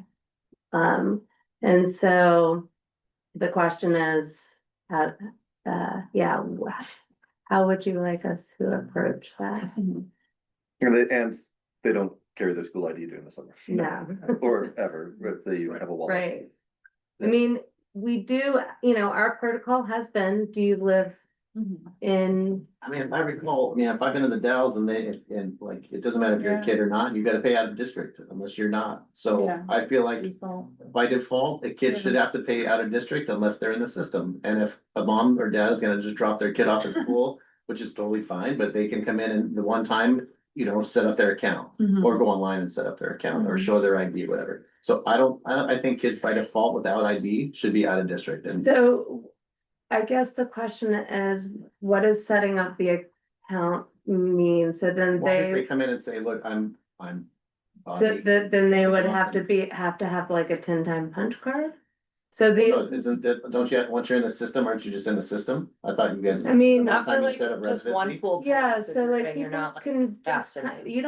people don't have Yeah. to give their name, like, I just wanna pay to get in so they can. Yeah, but I mean, I hardly ever come to the pool, but I have an account, and so it's like, I would still, I feel like I'm in the system, and so when I come in, I use like a punch card, I think so, again, by default, they can just be out of residence unless they have one of those set up through their family, in my opinion. I don't. Yeah, it's like if you're not, do the effort. oh, No. I have a real issue with the barriers that this poses. Yeah. What demographics are being targeted here that aren't gonna have this accessible? And now can't get into a facility where they are in district, and then they won't come back Right, I again mean- for the next time because of how they were treated the last time, if the messaging isn't on point. I mean, but we're talking about a difference of a couple of dollars. In district. But- I mean, Kids by default. No, no, I mean, yeah. that's. Yeah. That, whatever. that's something I've I mean, brought I up don't care too, that's before, fine. yeah. I mean, it's fucking you.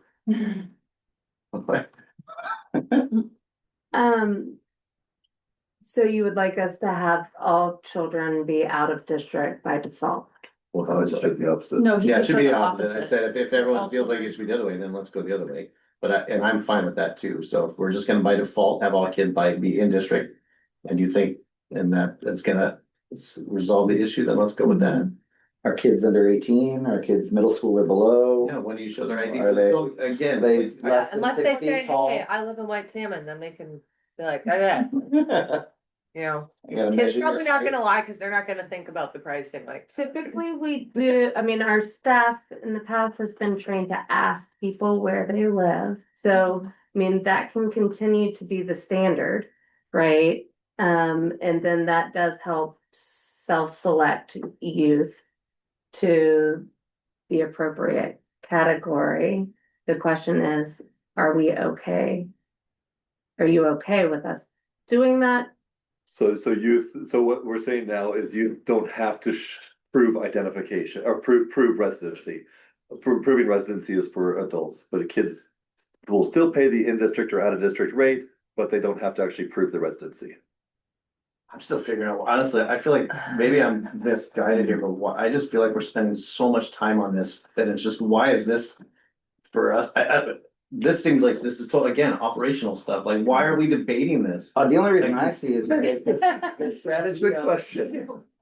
What's that, why isn't it just the way, like, I what? think the board is approving to go past No, trust in a way, and we are saying we are changing up the dynamic of what we've done in the past. And a board does need to decide strategically on how we're gonna message that, because that is a big deal, and it will have an impact and ripple effects that we hear about. So we are talking After- implementation, after what? After a yes vote Right, in exactly. our community. And we know we're gonna be shut down for a year plus as well, and then, sorry, whatever you had before, re-up again, once we open the new facility. So we're really kind of shoving this in there in the next, 3 or 4 weeks.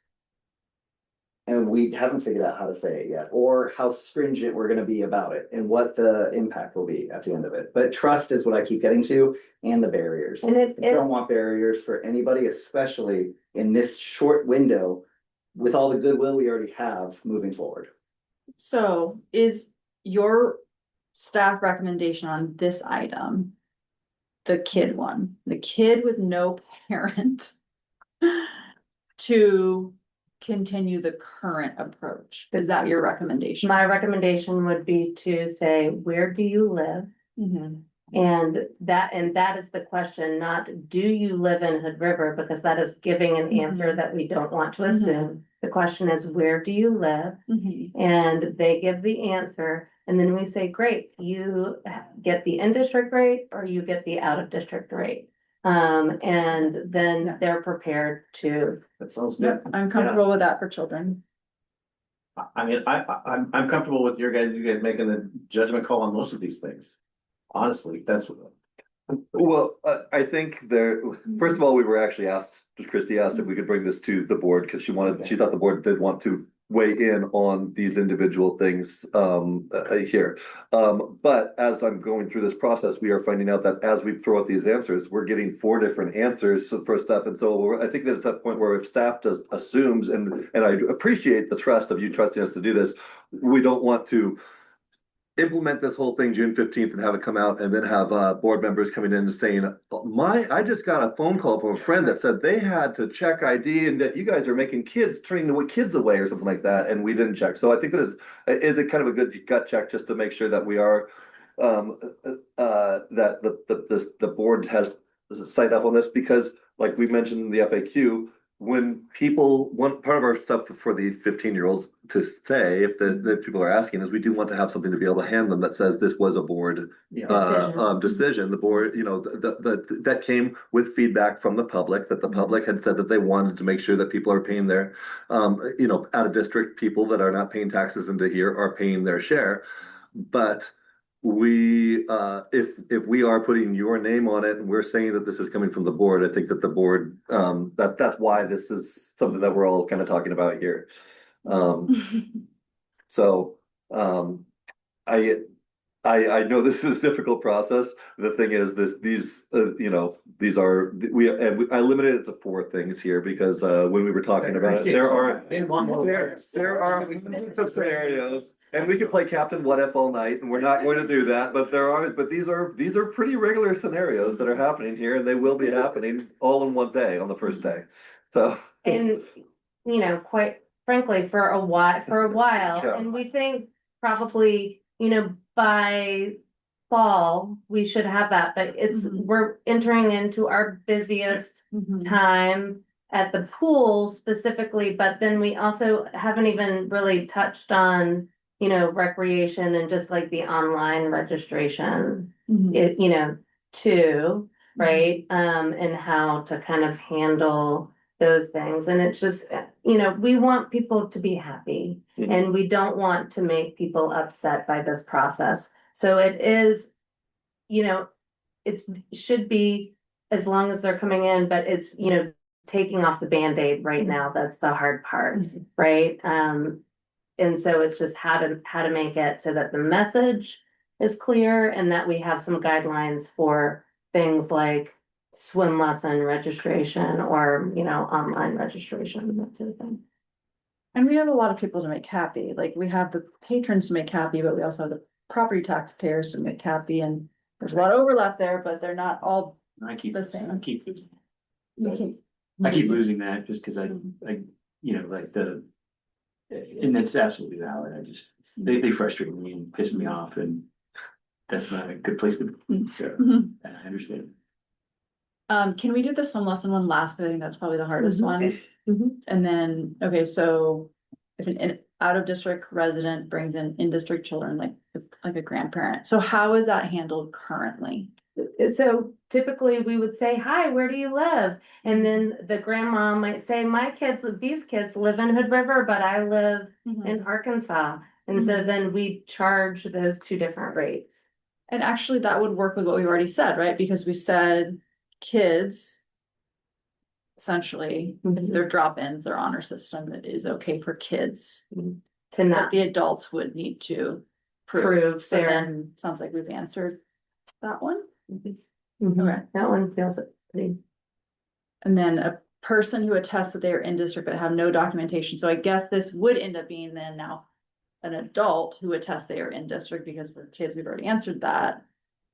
And so does this? So the question is there a grace period? So, right, so beginning June 15th, people haven't gotten the memo, they haven't read the signs, they haven't read our emails, they haven't seen it plastered in the front lobby, you know, on a big sign. Is there a grace period? Is it a one time? You know? I think it could be September 15th and somebody will be well past the grace Mhm. period. I would say that they still pay out of district. And potentially there is some recuperation if they finally bring in and prove, actually, I am in district. Yeah, you're like, no, that'd be really, except, except I know one of the practices is to hand out free passes a lot of times to make things right. Right. And So there are ways. This sort of thing, the one thing just to consider is we have lots of different circumstances. I mean, people come here in their parkas and swimsuits without, you know, I mean, the way people enter our facility is often interesting. And so, you know, in our minds, I guess from a staff perspective, a little bit of grace. I mean, I think it's hard to know exactly how to handle that because there are so many people that we know personally, you know, who we know live in Hood River. How do we, you know, I've been coming here for 30 years and now you're gonna, you know. I goes to the runner, I mean, you know, just in district and move on. I think, I don't know, I know we need to make the statement to be good stewards and to have a differentiation. But I don't know, I just, you know, the $2 or whatever it is, you know, and the scene that may create in the backlog of people, to process people, to get them into the pool.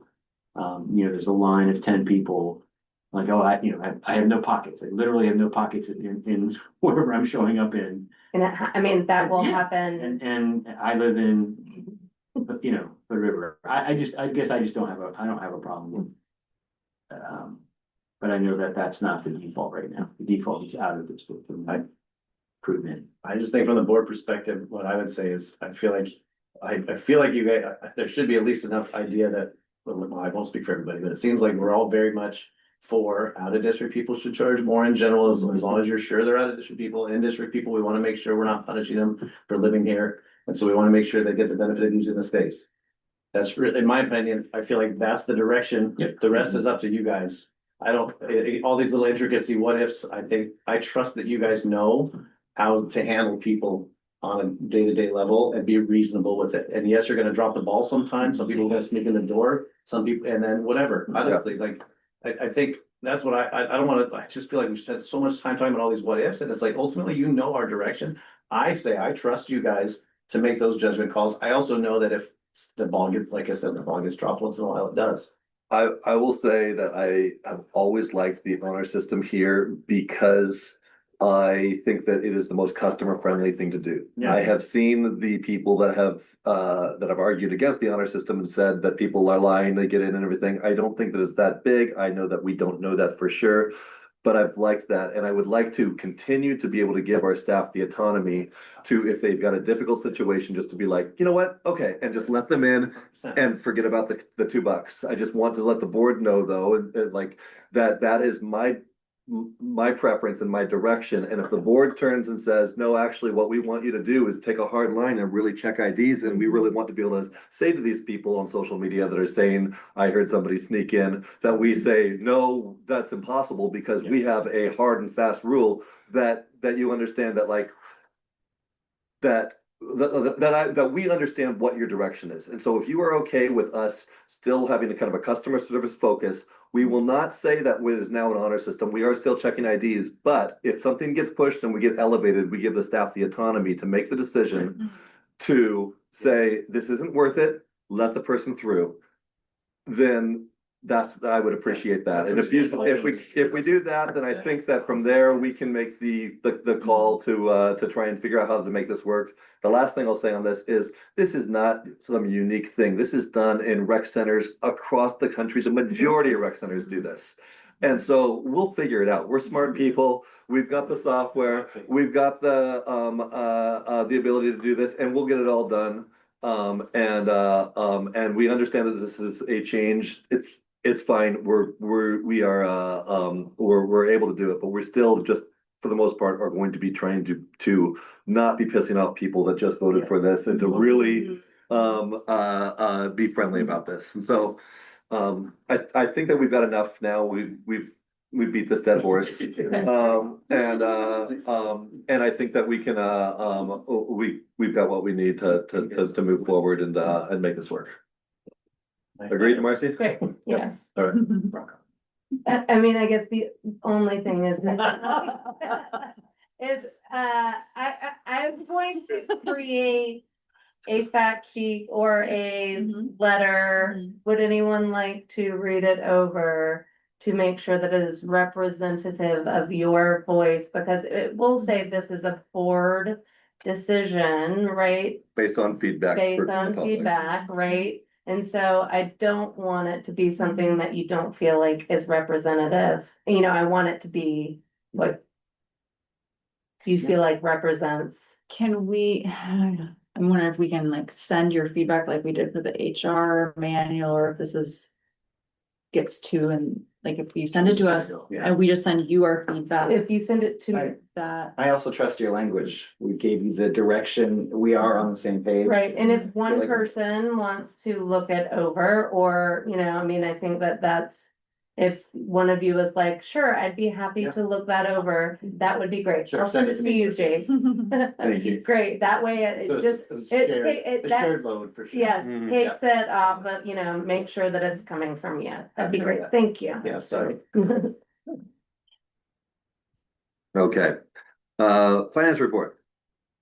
So, finance report is looking good right now. In fact, 58% expenditure for general fund is of the total expenditure. I guess 75% for the year in April is exactly where we're well, it's actually a little bit ahead of where we should be. Or I mean, less money, I guess. So that's good. Especially considering that total revenue is at 104% right there.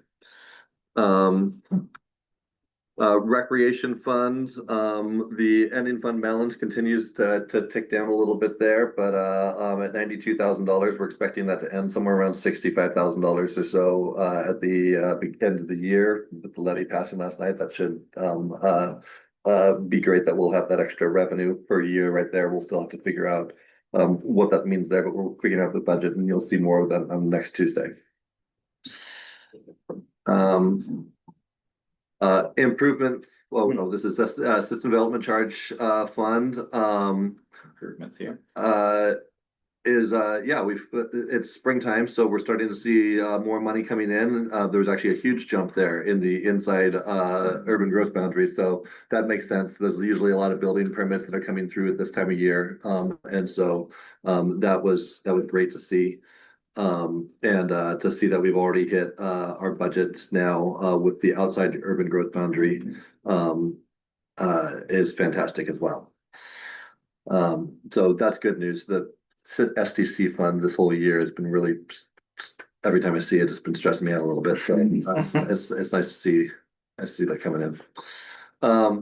Improvement fund again, we'll see some changes of this just in the next budget cycle, that we're gonna be using this improvement fund a little bit more. So this next year, we'll see that, even though we don't see much change in this, so this last year, we haven't really seen any change besides the interest month to month. Next year, we'll be using it some more, and so we'll start seeing this change some. But for this year, it's still no spending out of this one. We've actually, we're just looking at some of the stuff for this next year. This will also be in the budget report, but this year we've, for the pool, we've actually had less downtime this year than the last 5 years. We've only actually had to close for 2 days because of big failures and such, and so we're very happy about that. But that being said, I know the things are still breaking. We just haven't had the really big major ones this year so far. So that is great, but that's one of the reasons that we haven't seen a big change in this fund, is we had $100,000 in repairs and maintenance ready to go with this fund in case there was something really major this year, and we didn't see that major thing. So hopefully we can hold off for another however long it takes to start with the new pool. So why are you saying that we'll see a change next year? We'll talk about that in budget, but this fund is kind of gonna be the fund where we're putting money into it that we'll be spending out of until we sell the bond. So this will be kind of a holding pattern, and a way to track that money so that when we sell the bonds, then they'll be reimbursing the improvement fund. So we'll use, Yeah. We wanted to have a separate thing outside the aquatics budget. We thought we already have the improvement fund here, so rather than creating a new fund, we'll just start using this for some capital purchases and things like that. Director's report, work party, West Side work party was great. It was actually a really good amount of people. It wasn't the same amount of people that we had for the Earth Day party a few years ago, but we could not have been able to handle that many people at an event like this with this kind of thing, with removing the fence and such. But it was great. We did about 2/3 or so of the fencing. We left some of the harder fencing, like this picture here shows like these bushes that have kind of grown through the fence. We're gonna have to go in and kind of remove that first before we get the fence out. Our staff's going to be doing that because they're gonna be using some heavy equipment and such to kind of take that out. But we're gonna be taking that fencing, or taking the brush out, and then I thought the staff would want to just finish it all up themselves, but Anthony actually was just like, actually the work party was great. He wants to do another one and have another Saturday work party. We got all the people that were there, their email addresses, and they were all great workers. So we're gonna email them again, and we'll advertise it just like we did before, and try and have another work party to be able to have this open this summer. Again, not committing to an exact date there, but we would like to try and open it up this summer, as we well, I guess I did commit to his date there. You typed that? I typed that. Doesn't say the year. Yeah. True. So we at the last meeting that we had in Parkdale, we had talked about a volunteer appreciation event. We still want to appreciate our volunteers, but I think that with how much we've been doing and everybody's schedules and graduation coming up, we were trying to thread the needle and get it on the 31st date, and it was overwhelming for staff and everything that we're doing, that we just wanted to push this one back. And so we're gonna find another date to do this. We still think that it's a really good thing to do. It's just we need to have a little bit more time to be able to do it right, and to be able to commit our time to it. Shall we put a target for when we try again? No, like somewhere, you know, we just do have. There's so many people to appreciate, to thank on all the different ways that people are. I agree, we still try to do it in June sometime, but I think that's a fair, May 31st is pretty tight given. Yeah. Yeah, pretty up, I guess, yes, last month ago, not realizing how we feel it right now, and just, even with the good news, it's still, there's a lot. The good news is almost more work. Yeah, Yeah. honestly, yes, it's funny, Yeah. I was telling my wife that last night. Yeah. Okay, but now it's probably gonna be harder, Yeah. but yeah, Mhm. ultimately, I think it'd be fair to wait till a bit late June. Mhm. Do you feel like that is feasible, or is that possible? Is that gonna sneak up on us and be too soon? I mean, mid to late, I think that it's probably feasible. What would help is some help from the boards to help plan and implement it as well and put it all together. We can help put the date together, but I think that right now we were already feeling like we were the ones that were sending the date out, and we were starting to put all this stuff together, and we were trying to figure out how we're gonna do this on a Sunday with, you know, with staff and schedules and all this stuff, and it was just, if we have, if it doesn't all fall just on our small staff that is trying to get a lot done right now, it will help. So if we can come up with some dates and try and figure out when we're going to do it and such. But it is also, if we're implementing this new thing on June 15th, and we're switching over to summer schedule and we're bringing stuff on, it is really our busiest time of the year right now as far as staff, not to mention that we are going to try and get an RFP out for all the stuff. We're pretty swamped. So Could it coincide with, or is this pushing it too far? Could it coincide with kind of like maybe a meeting when we figure out who's gonna be the representative and, you know, I'm blanking on the term. The owner's party? Yeah, the owner's party, and maybe a quick, they can be there for while we're thanking volunteers for getting us to that point.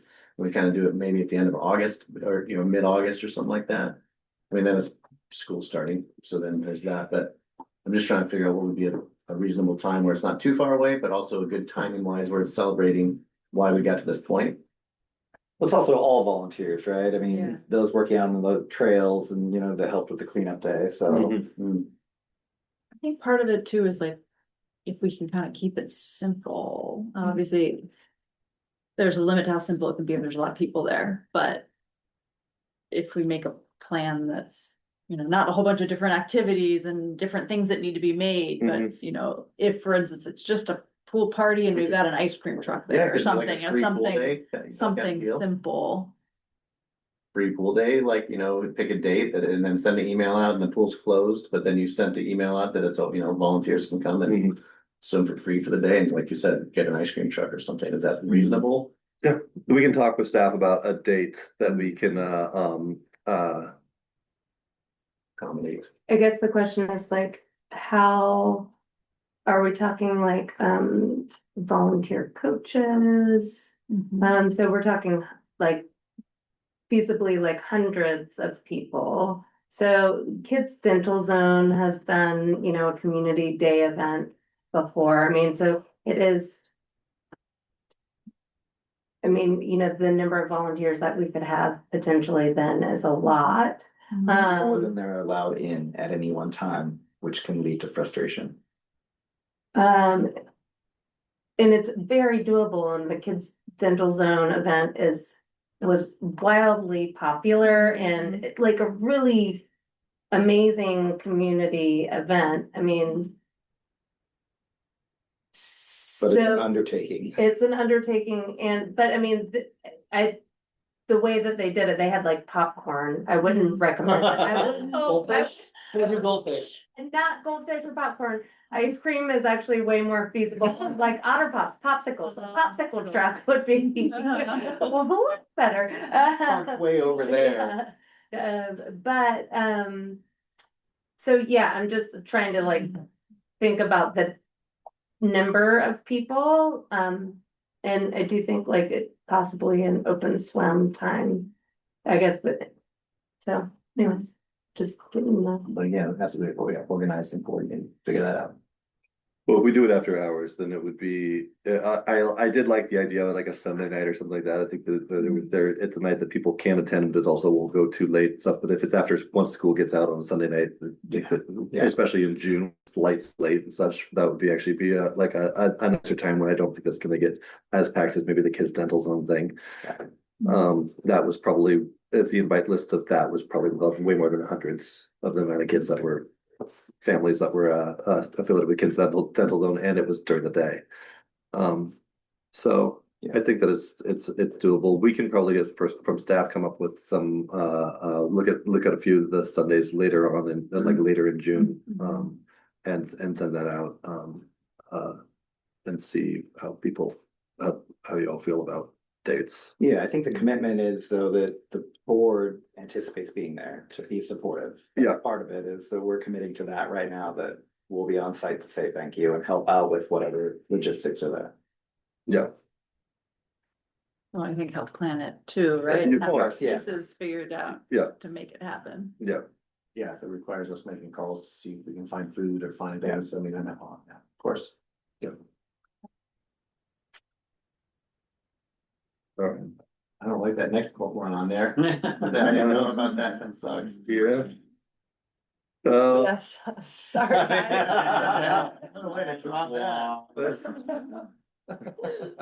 Don't worry. The timing's kind of off, but You gonna be an EMT? no, financial coordinator there. Okay. But I'll be working with like the EMTs and search and rescue and stuff. I know you do search and rescue over there, so we'll probably still be working. Turn in your mileage to Kelsey. Yeah.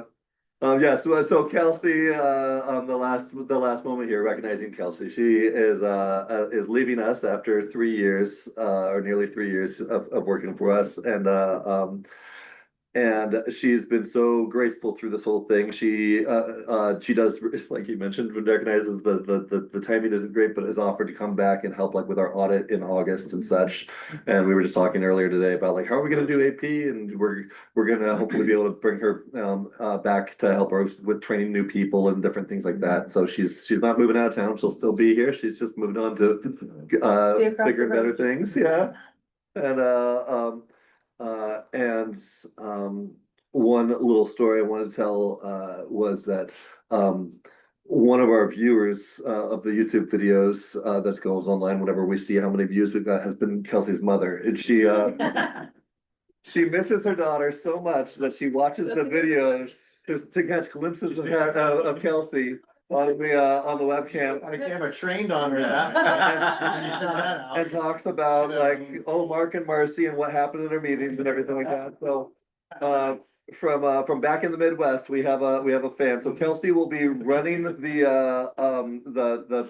public meetings and taking the minutes and such now with the service district over there. And so we might lose one of our view counts on our YouTube videos, but I just thought that was so sweet that Kelsey's mom watches the videos.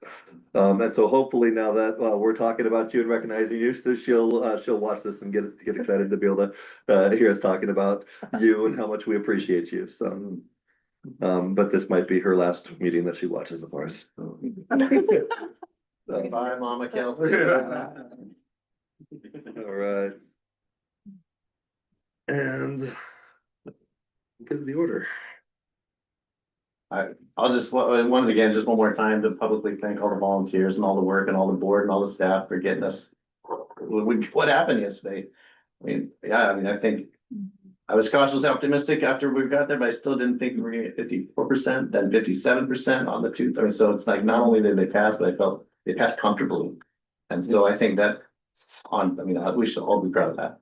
I've heard so many thank yous today and so many nice words from public people. Every person I've come across, I don't know how many texts, just, it's so cool.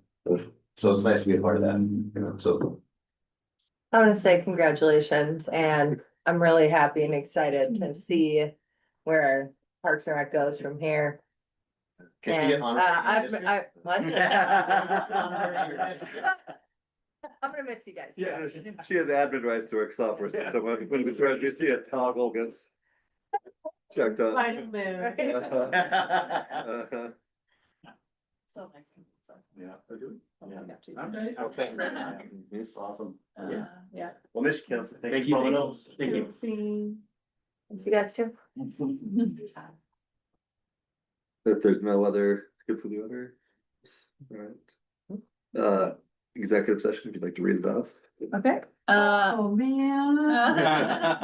all right, executive session for ORS 192-660I to review and evaluate the employment-related performance of the chief executive officer of any public body. A public officer, employee, or staff member who does not request open hearing, or talking about the chief executive. And the district board will now meet in executive session. All members of the audience are asked to leave the room. No decision may be made in executive session. At the end of the executive session, we will return to open session and welcome the audience back to the room. For tonight, since there will be no decisions at the end, logistically speaking, I'm going to go ahead and end the meeting at this point, but we'll just be clear that there are no decisions being made, so we're the end in reporting of the meeting.